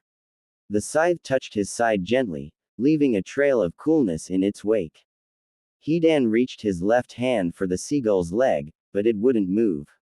Nothing would. His eyes opened wide, and a field of colored clumps came into view. Was he low enough to see the individual trees? No, it was carpet. His left hand wouldn't move because he was trying to push it through a movable floor, turning himself onto his right side as he did so. The stem of the scythe met the floor and was pushed up, forcing the blades back again over the trail of coolness as they moved more to the center of his back. His right arm was somehow both tense and completely asleep, so he just fumbled it into position and leaned on it to look around. Kakuzu sat on the bed, watching and patiently waiting. Hidan met his gaze and stared back. Kakuzu blinked and looked at his phone, not interested in a wake-up game. The bright lighting shining off the leaves of the distant trees outside told Hidan all he needed to know about why Kakuzu grumbled his breath as he looked. The older man put his phone away and looked down at Hidan again. How does that thing stay on your back? He inquired, raising an eyebrow. Hidan was a little mad from the sudden wake-up. What thing? He retorted. The scythe rested against his back, no longer cool but warm to match the rest of his body. Kakuzu figured he had time for pointing out the obvious later. Never mind. Let's go. It's after 10. Hidan's unhappiness disappeared into a puff of smoke at that number. Hey, I got some nice long sleep then. He got up off the carpet, brushed his arms off in case there was any dirt, and followed Kakuzu out the door. They met Konan in the kitchen. Something about the way her eyes changed when she glanced at him told Hidan her dreams had not been of the calm and fluffy sort. He didn't pick up any painful or angry sensations though, so he figured she was okay. Most of her attention stayed on Kakuzu, for he was the one in doubt. What have you decided? She asked, voice carefully neutral. Kakuzu narrowed his eyes. Her attempts to pretend he had some choice in the matter were pissing him off. His voice also carefully neutral, he replied, someone needs to look after this little idiot, and I don't exactly trust you with the job. That is to be expected, she responded, with some relieved tone just barely audible in her voice. How was your night, Hidan? Hidan's face went blank for a few seconds while he tried to remember. Haltingly, he muttered, I woke up from a dream where there was a present I needed to give you, for some event. And a little sky rat flew away with it, and I was buried but then on the side of a mountain somehow, and my hands kept slipping everywhere, like they always do. I think there was a treasure in a house, and maybe a fan in a pool of water. Or, I forgot everything else. Konan smiled. You dream of doing kind things. Hidan grinned at her. If I ever remember what the present was, I'll give it to you. Small enough for a winged vermin to carry has to be manageable, right? Quote. Perhaps. Konan decided that she'd best get down to the practical business, the part that would involve spending money. You seem to be happy sleeping here, as am I. We'll need supplies to make this building livable. Any suggestions? Kakuzu wondered why she was asking them for suggestions. Perhaps she wasn't as high and mighty as he'd thought. Some food would be nice. That corner over there, he nodded to the right side of the kitchen where the cabinets ended, leaving an unoccupied corner, needs a refridge. Raider in it. Hidan looked around but didn't see any space. He frowned. What about ice pops? Summer's coming up, you know. We've gotta have somewhere to keep the ice pops. Kakuzu nodded, although he disagreed with Hidan's reasons. Konan motioned behind her to the adjacent room. There is plenty of room in there for whatever you need. We only need one thing, and that's a freezer. Hidan wondered about her vagueness. Do they not have freezers where she comes from? He glanced at Kakuzu, who glanced back with a similar questioning look. Konan noticed this exchange and decided to come clean. I woke up in this world the day before yesterday, in the mid-afternoon.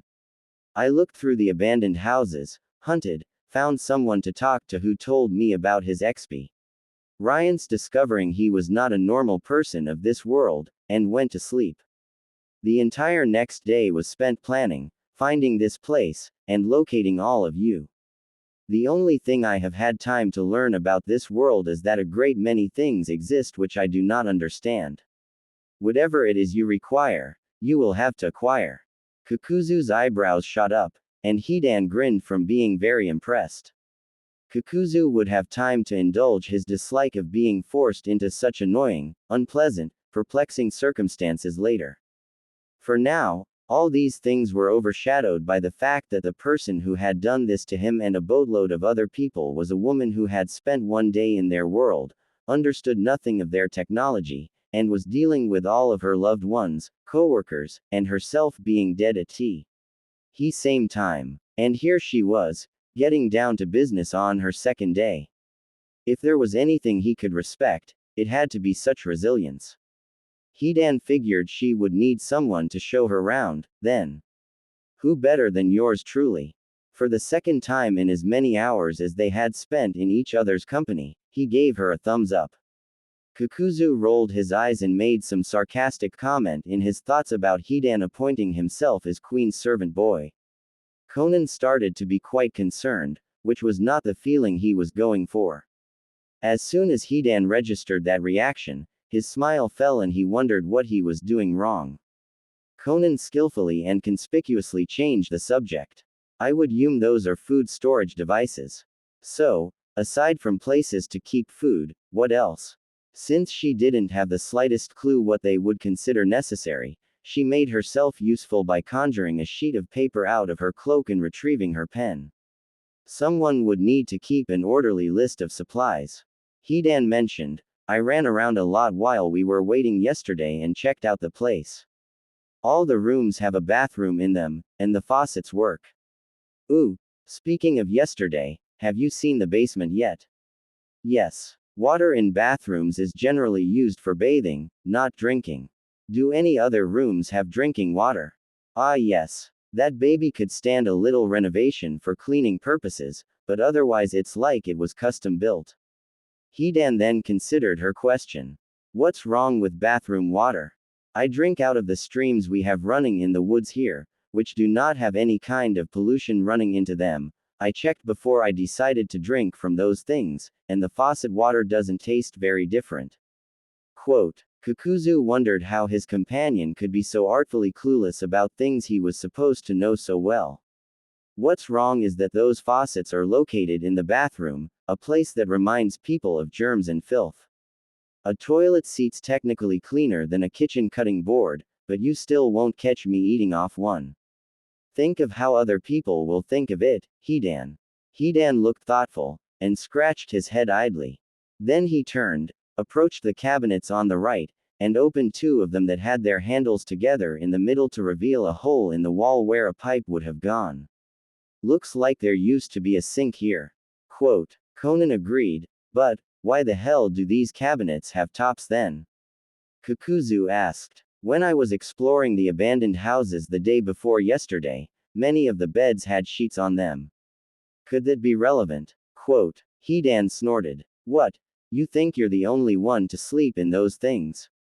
Please. The other two looked sharply at him in unison. What? I've seen signs of human use and the occasional people in there at night. I don't know anything else, okay. What are you guys staring at? Konan thought back to her recent stay there and the signs of complete abandonment she'd observed. What signs were those? Hidan replied, some person-shaped depressions in the beds, doors opened where I hadn't left them open, shish. It like that. Wait. No, it was windows opened, the doors were closed. I think one time there was some sound from the basement. Konan immediately wrote something in very large size across the top of the paper. Hidan, you and I are as of right now ignorant to exploration detail. You say you have already explored this entire building, and I have seen the bottom floor and basement, so this location can be confirmed safe. Every other building on this entire street must be checked, thoroughly, inside and out, by the both of us. You can detect people or other sentient beings easily, and I know what to look for as well as having some searching jutsu of my own. I'm classifying this as an urgent mission, to be completed in a week at most. Kakuzu facepalmed. Of all the things, after I agree to stay here for your ninja games, now we find out we're stuck between the town and a nest of nocturnal creepers. Perfect. There goes the neighborhood. Neighborhood. Hidan started. That guy who was like us. Who the was he? An hole or a cool guy? He demanded of Konan. His name is Hitaki Sakumo. He has a group of his own somewhere. She did some quick geographic calculations in her head, to the east of here. His entire clan is half-beast, which is why they were very well aware of being abnormal and needed no convincing to gather. So far, all I know of what is going on here is based off what he told me. He was very helpful. So, not in whole, Hidan concluded. Did you know him? Original him. I knew of his original. We did not live in the same village, but news spreads of outstanding ninja and their feats very quickly. He was known as the White Fang of the Leaf, had his battle skills recorded carefully in every bingo book, but unfortunately died by his own hand after deliberately failing a mission to save some of his comrades. Such sentimentality is not appreciated in the world of ninja, especially not from elite ninja who must carry out missions essential to the security of the country. He left behind a son, Hitaki Kakashi, who is just as talented as his father. His clone here seems very gentle and unaware of his own skills, but just as sharp-minded. Hot-ing shit, Hidan exclaimed. People in your world hated on him so much for saving lives that they drove him to suicide. That's ed up. What's a bingo book? It's a book of elite ninja which contains information on their strengths and abilities. Ninja recorded in the bingo book will fetch extreme gratitude for their death, and are usually wanted criminals and traitors with bounties on their heads, so it's open season for anyone powerful or stupid enough to think they can catch one. Of course, elite ninja who still belong to a village may be noted in other countries' bingo books as noteworthy enemies. Wow. Shit. We, probably aren't going to do anything like that, because in this world that counts as all key. NDS of ed up, Hidan stated. He looked to Kakuzu for confirmation, and received it. I didn't think you would. Let us save that for the second week. We'll need time to gather everyone and get set up, if indeed everyone else chooses to stay, before we contact his group. I would expect a man of his abilities and so suited to what is considered appropriate in this world to be placed highly, so most likely the rest of his group can be counted as allies. She stopped writing in mid-stroke. Wait, that doesn't make any sense. Kakuzu sighed. With encouraging elbowing from Hidan, he muttered, seems it's time for me to give up the act. Orienting his body fully towards her, Kakuzu allowed himself to show great interest in the portions of his face that were visible. What other mysteries are there? He asked, audibly eager to hear more. Crap, swore a voice from outside. It was Kisame. He poked his head around the doorway. There was no smell of fish to most people's noses, Hidan's was more attuned to such things. He must have taken some time to freshen up this morning. What has this lady done to you, Kakuzu? Told us some cool shit that she hasn't told you yet, because you took forever to get here, that's what, Hidan gloated. Wanna know what it was? Maybe, just maybe, we could make time later to tell you. Hidan, it is the weekend, came Itachi's voice from the other side of Kisame. He stepped into view likewise wearing nicer, but sturdier looking clothes. We have no jobs to go to, and at least 2 days worth of time to listen to her and consider our options. More, if we should decide to stay. You have nothing to be gloating about yet. Hidan bristled and stuck his tongue out at that. Perhaps I should wait, Konan decided. My apologies, Itachi, Kisame. I was originally discussing our living expenses with these two, but got sidetracked onto topics of general interest. It would be better to wait until everyone is here, and have a meeting. Did you see anyone else coming in this direction? Itachi shook his head. I am on a first-name basis with the people I directed you to, but not on a know-where-they-live basis. Nor do I know what vehicles they drive, aside from that Sasori drives a motorcycle. I saw no unusual vehicles or motorcycles. And I didn't see any people with unusual hair colors inside any of the vehicles we ped, Kisame offered, as he had been the punger this time. Well, if there are mysteries to be discussed, they'd better not wait around. It's past 10 in the morning already. Hopefully so. Konan picked up the list she had been writing on and made a note of what she had realized.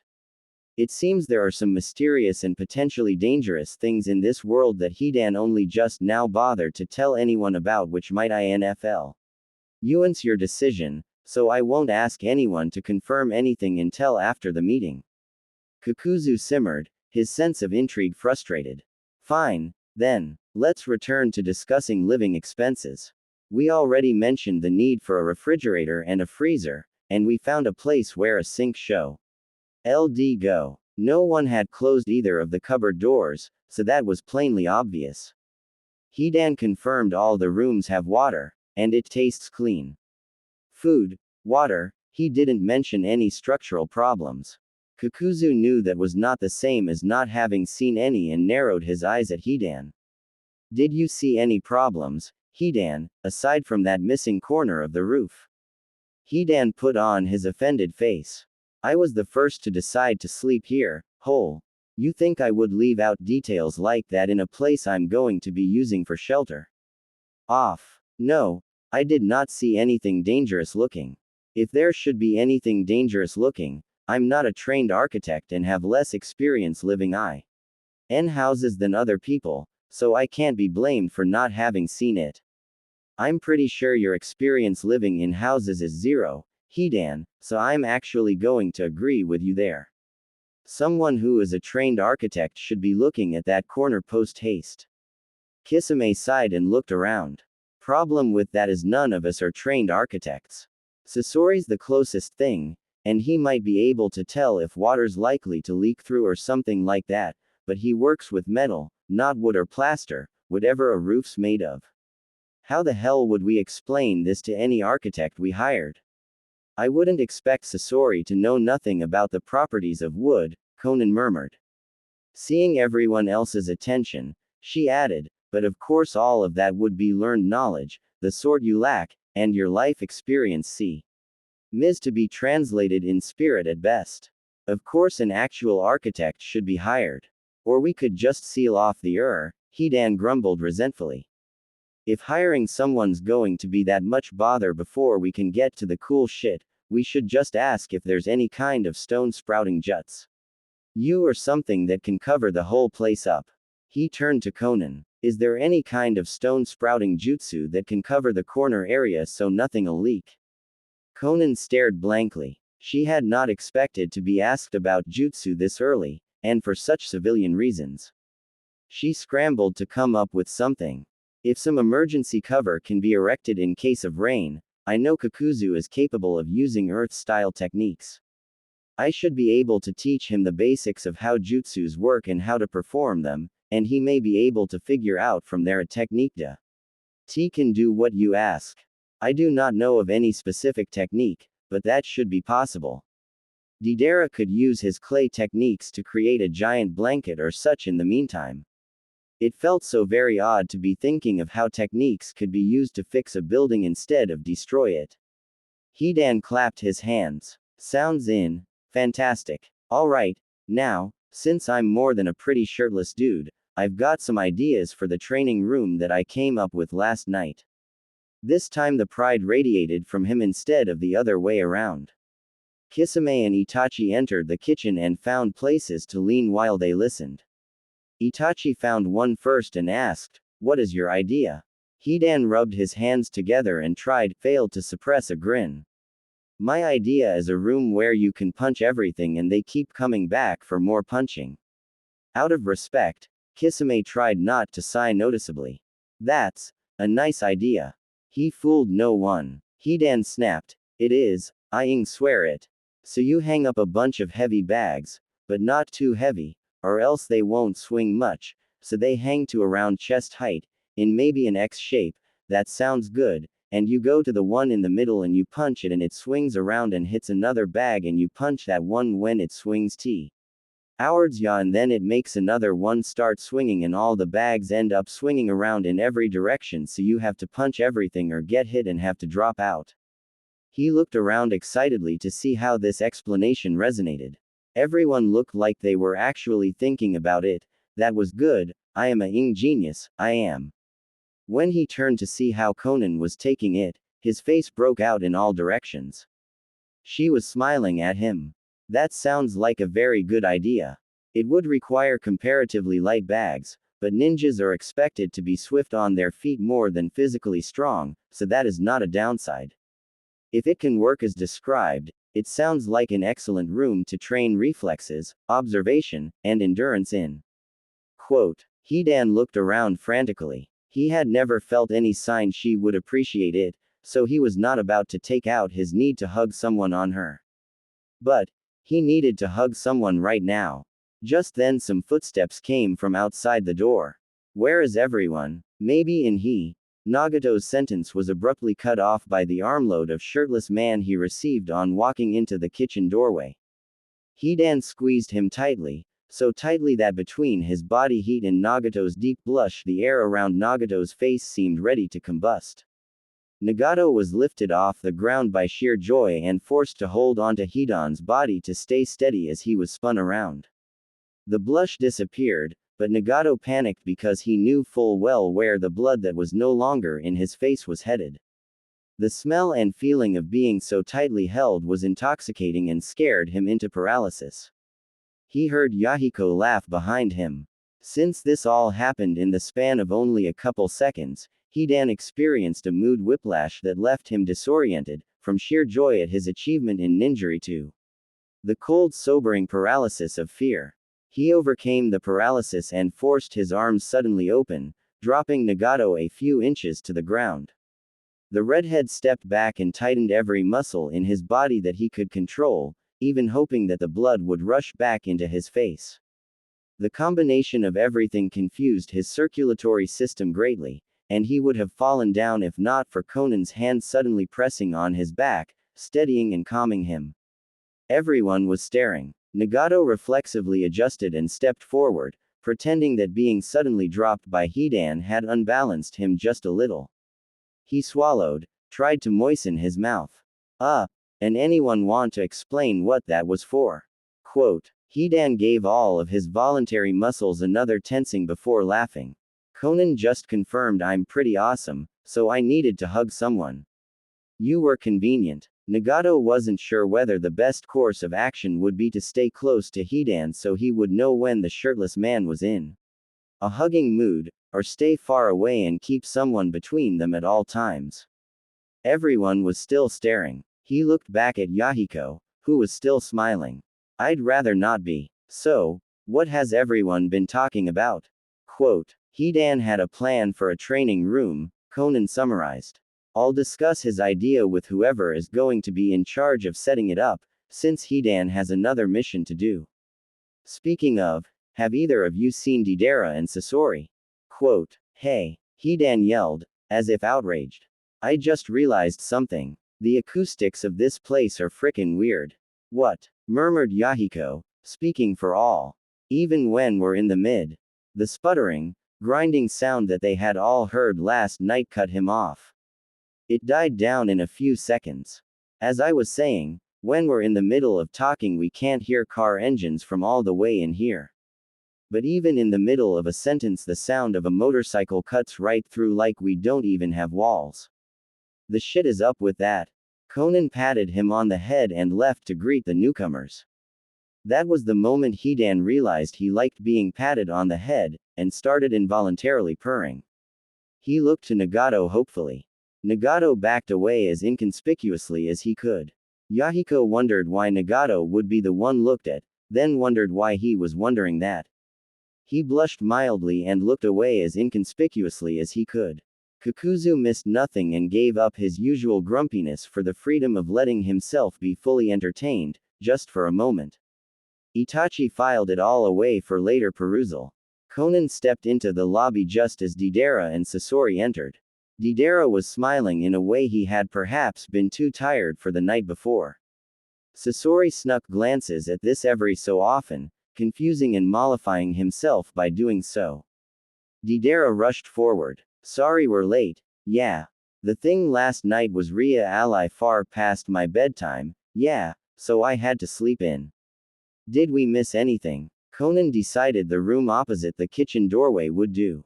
It seemed not fitting somehow to hold an actual meeting about important topics in the kitchen.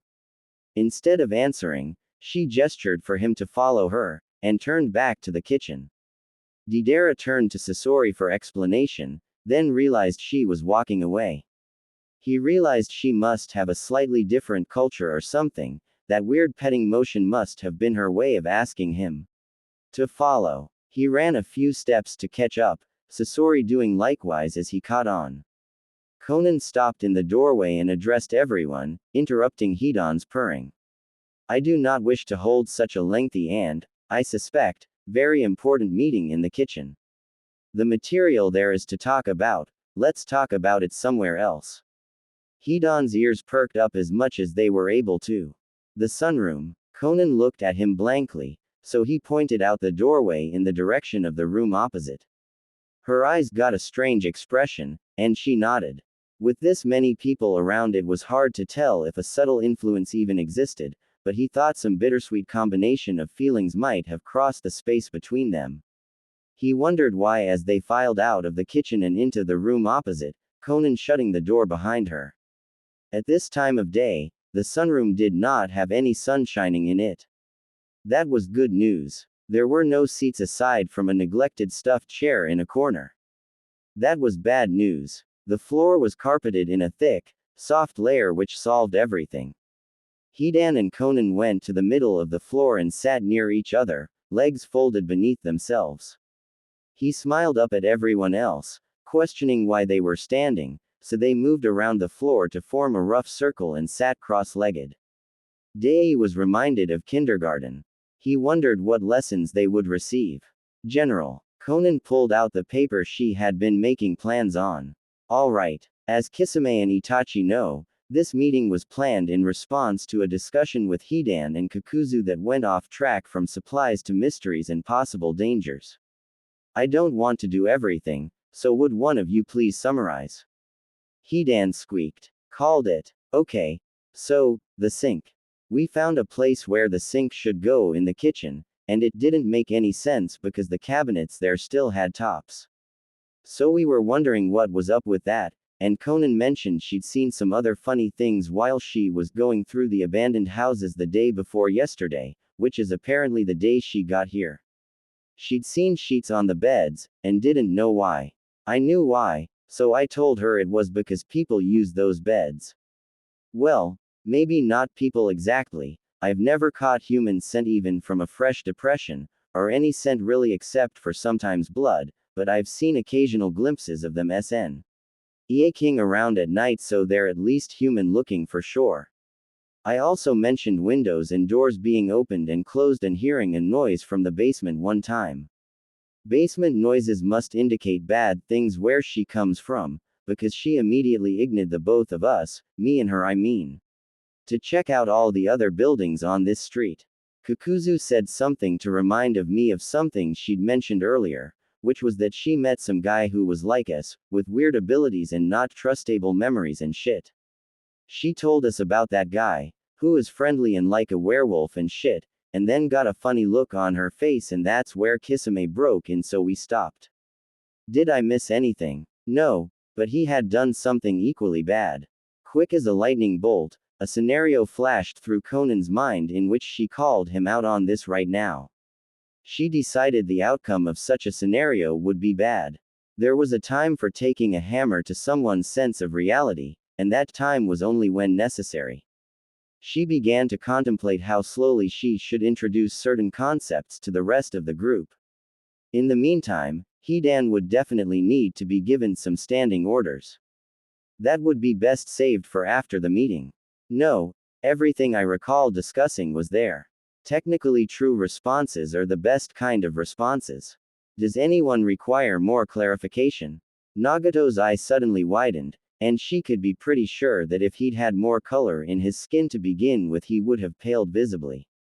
His mouth opened as if with a sudden exclamation of horror.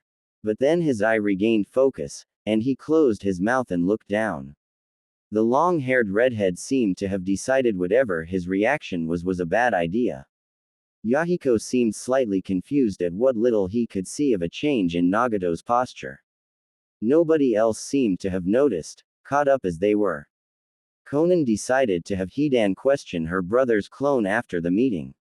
Excuse me, a skeptical voice called. Sasori's glare surprised everyone, even Deidara, who had seen an occasional glare from Sasori in defense of him, was startled. For one thing, there was no threat to Deidara or anything else Sasori usually cared about. For another, this glare was different.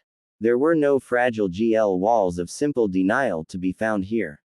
He sat calm, collected, hands relaxed in his lap, and absolutely ready to walk out without a moment's glance. I don't believe in werewolves. Konan met his expression of resistance and decided to do something very risky. A leader's job was to project confidence.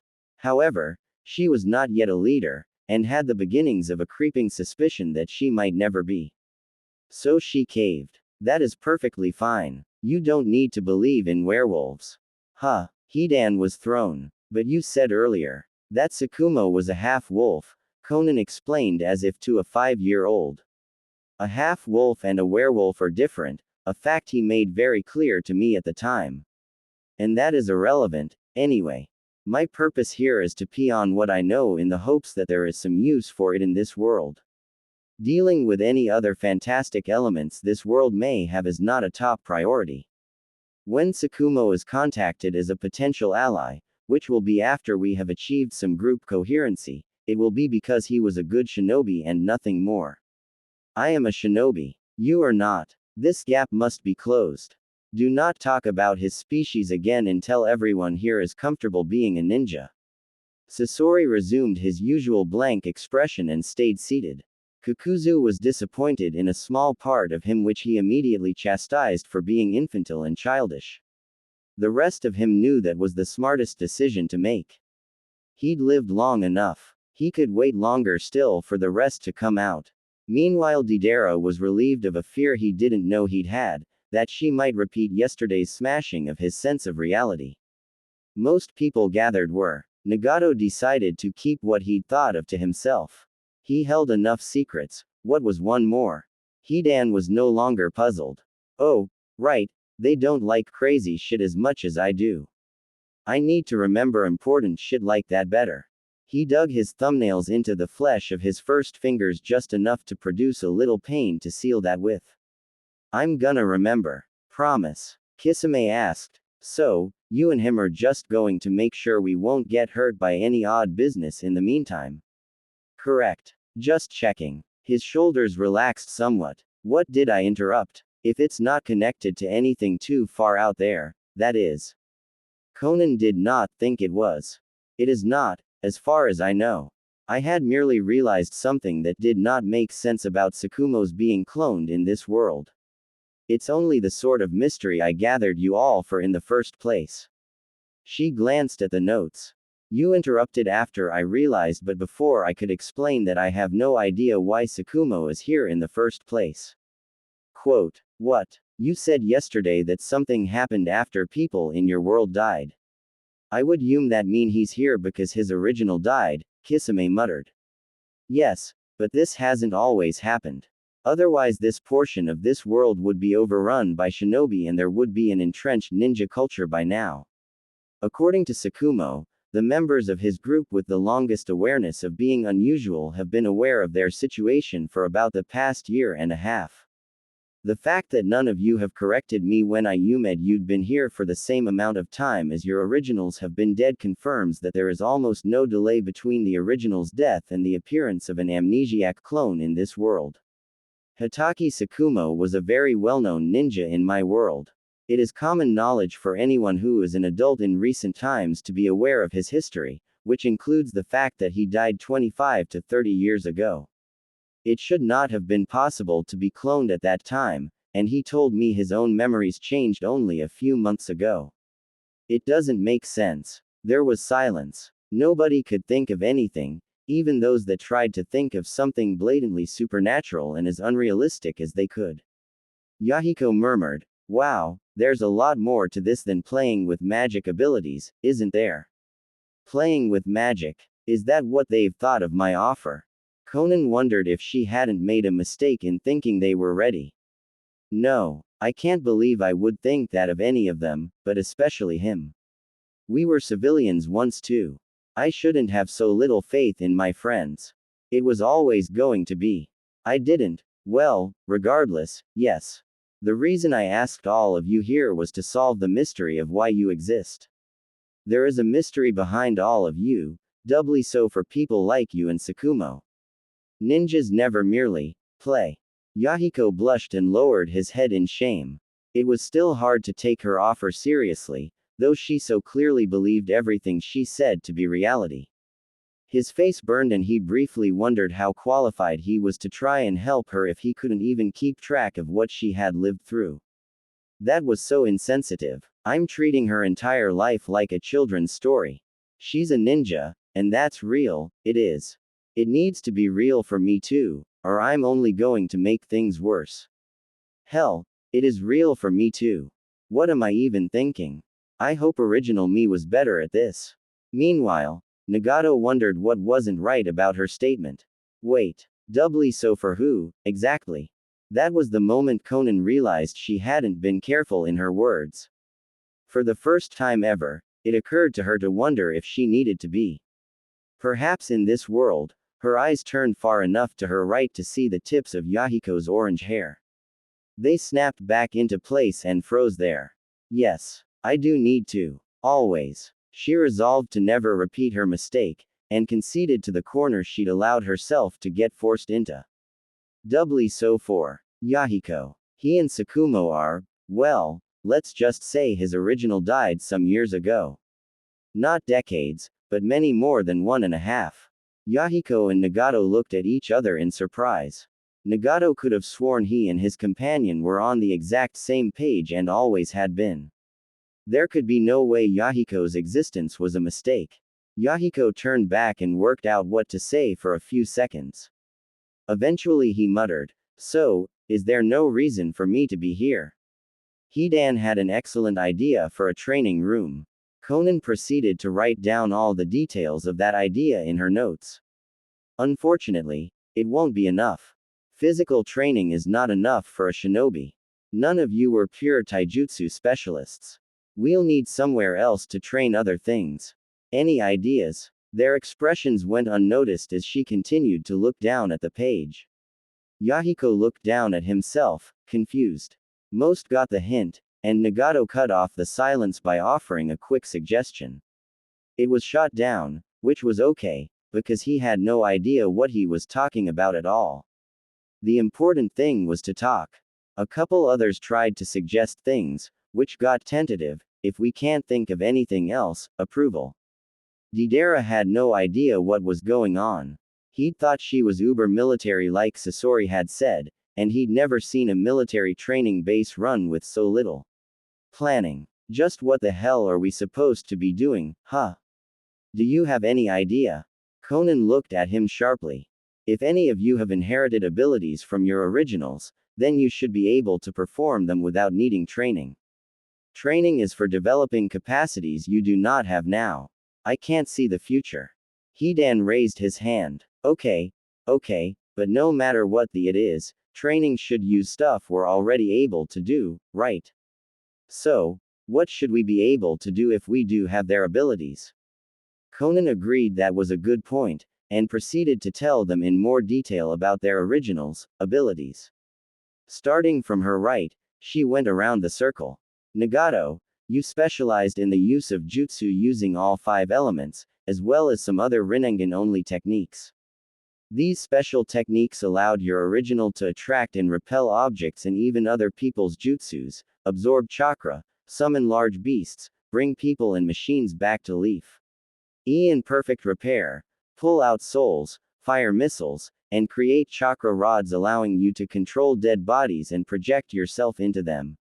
I can't think of anything you need training in, except for perhaps taijutsu to better protect your main body. Quote, Yahiko, your original used water-based jutsus. He mostly used them for defense and to drive away enemies without killing anyone. He was quite capable at taijutsu as well. Mental training to become more psychologically capable of leading a ninja's life would be best. Quote, Itachi. Your original was talented in genjutsu, the creation of illusions. He could overwhelm the enemy's chakra and trap them in an illusion with only one finger. In addition, he used fire-style jutsu, could use his Sharingan for excellent taijutsu, and used strategy well. Quote, Kisame. Your original was a talented swordsman who used Samahata's chakra-consuming qualities well against enemy techniques, and also used water-style jutsu. I believe he could also summon sharks. Sasori. Your original was an elite puppet master, one of the very best in the 5 nations. You even took out the 3rd cage before joining the Akatsuki, which is quite an accomplishment considering cages are usually the strongest ninja in their entire village. You made your own puppets out of a wider variety of materials than usual, controlled them with puppet strings made out of chakra, and could design poison nobody but the best medics in the world could make an antidote for. Puppet masters tend to devote themselves entirely to such an art, so that was all. Deidara, your original thought of himself as an artist. This was because he had a fascination with explosions bordering on creepy. The mouths you have in your palms are used for chewing a special explosive clay he used, blending the clay with his own explosive chakra and molding it into various shapes. Common shapes included spiders and birds, which he would use a jutsu to expand to a size most would call giant, and direct to attack a target. Once within range, the clay animals would explode, of course. The clay birds he also used for transportation, riding on them to, from, and during battles, as well as carrying captured enemies. He probably had some training in basic ninjutsu and taijutsu, just as Sasori would have, because all shinobi trained by a village will be taught all the basics, but I don't know if he bothered training them beyond that. Quote, Kakuzu, your original also used jutsus with all 5 elements, but only as long as he had a heart from someone who could use that element. He used the 5 hearts technique to take hearts from his enemies and use them, greatly increasing his durability. Your stitches are there because the interior of your body is filled with tentacle-like things, which can be fully let out of your body to rampage as beasts of 4 elements, each of them having a heart, of course. Even without 5 hearts, he could still stitch people together, undo all stitches on his arms and send them long distances, etc. Taijutsu was good as well. He did not use any genjutsu. And, Hidan, I already explained to you your abilities last night, which consisted of a technique that would drive you insane if you used it because you are too different from your original, immortality, and training with your scythe. It's not much of a loss, that technique wasn't very useful in battle anyway. He only used it because his religion mandated it. That raises questions about what techniques he used before becoming a Jushinist, as the fact is that he was quite successful before joining the Akatsuki, and in ways that the ritual could not possibly have allowed. I don't know enough about him to say for certain what those techniques were, but his fascination with bladed weapons suggests you might want to try using those. Nothing I've seen or heard suggests he used any jutsu besides the ritual. The use of weapons is probably his only notable skill, and perhaps other forms of taijutsu. If it's any consolation, he could use the scythe for both short and medium range combat, by attaching a rope to it and throwing it. He was actually very good at that. Konan looked around everywhere except to her immediate right and observed how they were taking this. Most had their mouths hanging open, or in Kakuzu's case eyebrows raised. Deidara looked pale. Out of her peripheral vision, Yahiko looked red and Nagato seemed to have his head down, looking at his hands. Deidara was now sweating. Hidan was glaring at her. What had she done to warrant that? Deidara was trembling. Sasori seemed disappointed, then concerned. He turned and put his hand on Dei's shoulder. The blonde took a deep breath and curled tighter around himself. Everybody noticed this, and he lowered his gaze as far down as he could. That didn't keep anyone from seeing tears. Konan froze. She had never expected this reaction. Why was Deidara acting this way? Seeing motion to her left, she turned. Hidan was wavering unsteadily and looking pale, while clutching his stomach. After blinking sweat out of his eyes, he noticed her attention and beckoned her using a hand gesture that vaguely resembled a "come here" gesture turned upside down and backwards. Nonetheless, she recognized it and shuffled closer so he could lean on her shoulder and whisper in her ear. After a brief shiver, Hidan whispered to her that he felt nauseous, but not the kind from being sick. It felt like there was something liquid all over him, and the squeezing feeling in his guts felt like guilt. He also mentioned wanting to cry, but seemed frustrated. She looked at his face as he squeezed it, but nothing came. Hidan fell completely silent and looked away from her. Konan touched his shoulder. Hidan tightened his shoulders a little and mumbled, "No. It's just. There's no reason to. You don't even. Just leave me alone." Presumably similar words had ped between Sasori and Deidara, who now shrugged off his friend's hand and was angrily wiping away the few tears he'd managed to get out. Sasori retracted his hand and shuffled closer, simply staying near Deidara until he recovered. Deidara didn't seem to be in the mood to recover, though. He broke out of the circle and left the room, leaving the door swinging behind him. Only a few seconds after leaving, he got far enough away for Hidan to shake his head and look more like normal, which Konan didn't see as she blocked the door from swinging shut and followed. Deidara wondered if he should head towards one of the rooms. No, it's been long enough. I don't need to throw up anymore, nah. He really wanted to though. It would have given him something to focus on that wasn't the fact that he was apparently predestined to be a monster. Bombs, living bombs, that could just skitter up to people and jump in their faces before they even had a chance to scream and blow them up. Bam, not enough left for the kids to identify, nothing. Spiders, just crawling all over you for the right spot, wouldn't even leave you paraplegic, too good F. That. He changed his mind and crossed the lobby, hurrying down the other hallway and into the nearest room there, entering the bathroom in said room and pushing the door away until its momentum dissipated a centimeter from closing. It swung back open to an inch in response. Deidara didn't notice. He was too busy squeezing his stomach muscles, over and over again hoping his stomach would get the hint. His mouth watered but his stomach seemed paralyzed, unable to do anything. Dei leaned on the sink, feeling cold and still shaking. If I can't, does that mean I don't really feel bad? Why would I not really feel bad? Am I that bad that I don't even know it? People are supposed to throw up when they're thinking of something bad, yeah. Those blasts were, a little, beautiful. Do I really like that? Oh God, that would explain everything. In desperation he pounded on his stomach, but it didn't work. He just hurt now. It felt better. The door swung open all the way. Deidara lurched forward out of its path, but didn't utter a word. Konan stepped to his side.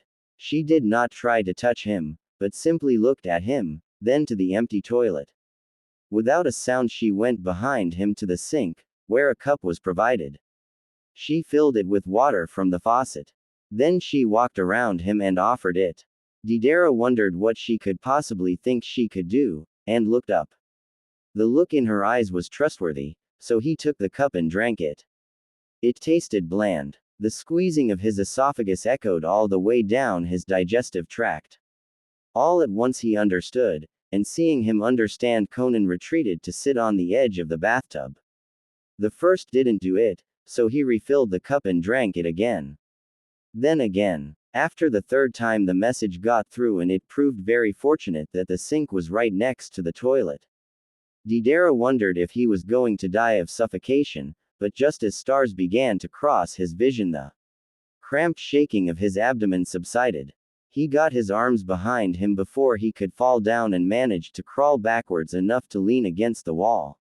He allowed his eyes to close for a second, then panicked against the possibility of them staying there like they wanted to and leaving him to wake up in a nice comfy bed where people would want to make him feel all better. He pried his eyes open, back to the too bright bathroom and the cracked plaster behind his head and his left shoulder pushed too far forward by the sink.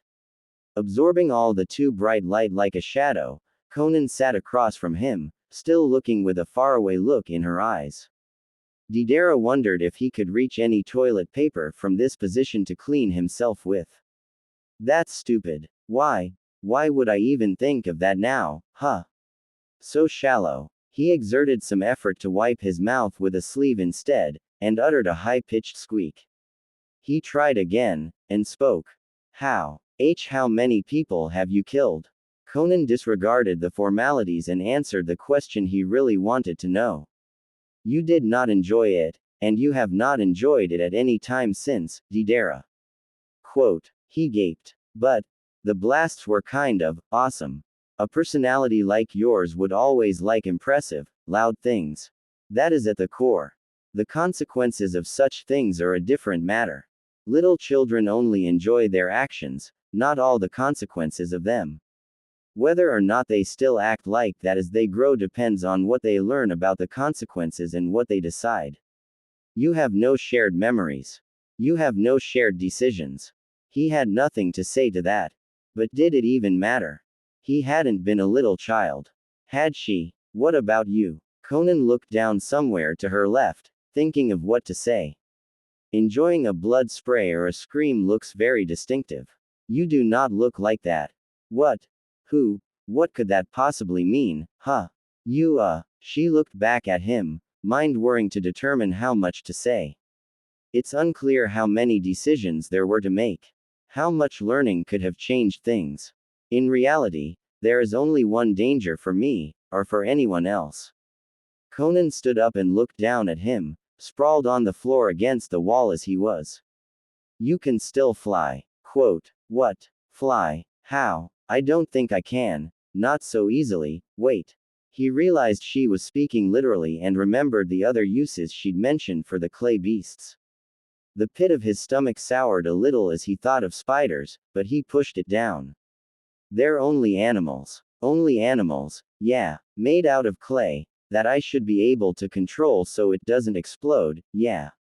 Only animals. Animals can be used for a lot of things, yeah.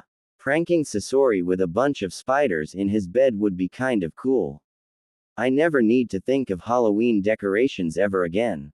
Nobody ever got blown up by a decoration, yeah. He was glad to note that picturing giant white spiders in the middle of some glittery decorative web actually did help slow his heart down. Gratefully, he reached out a hand.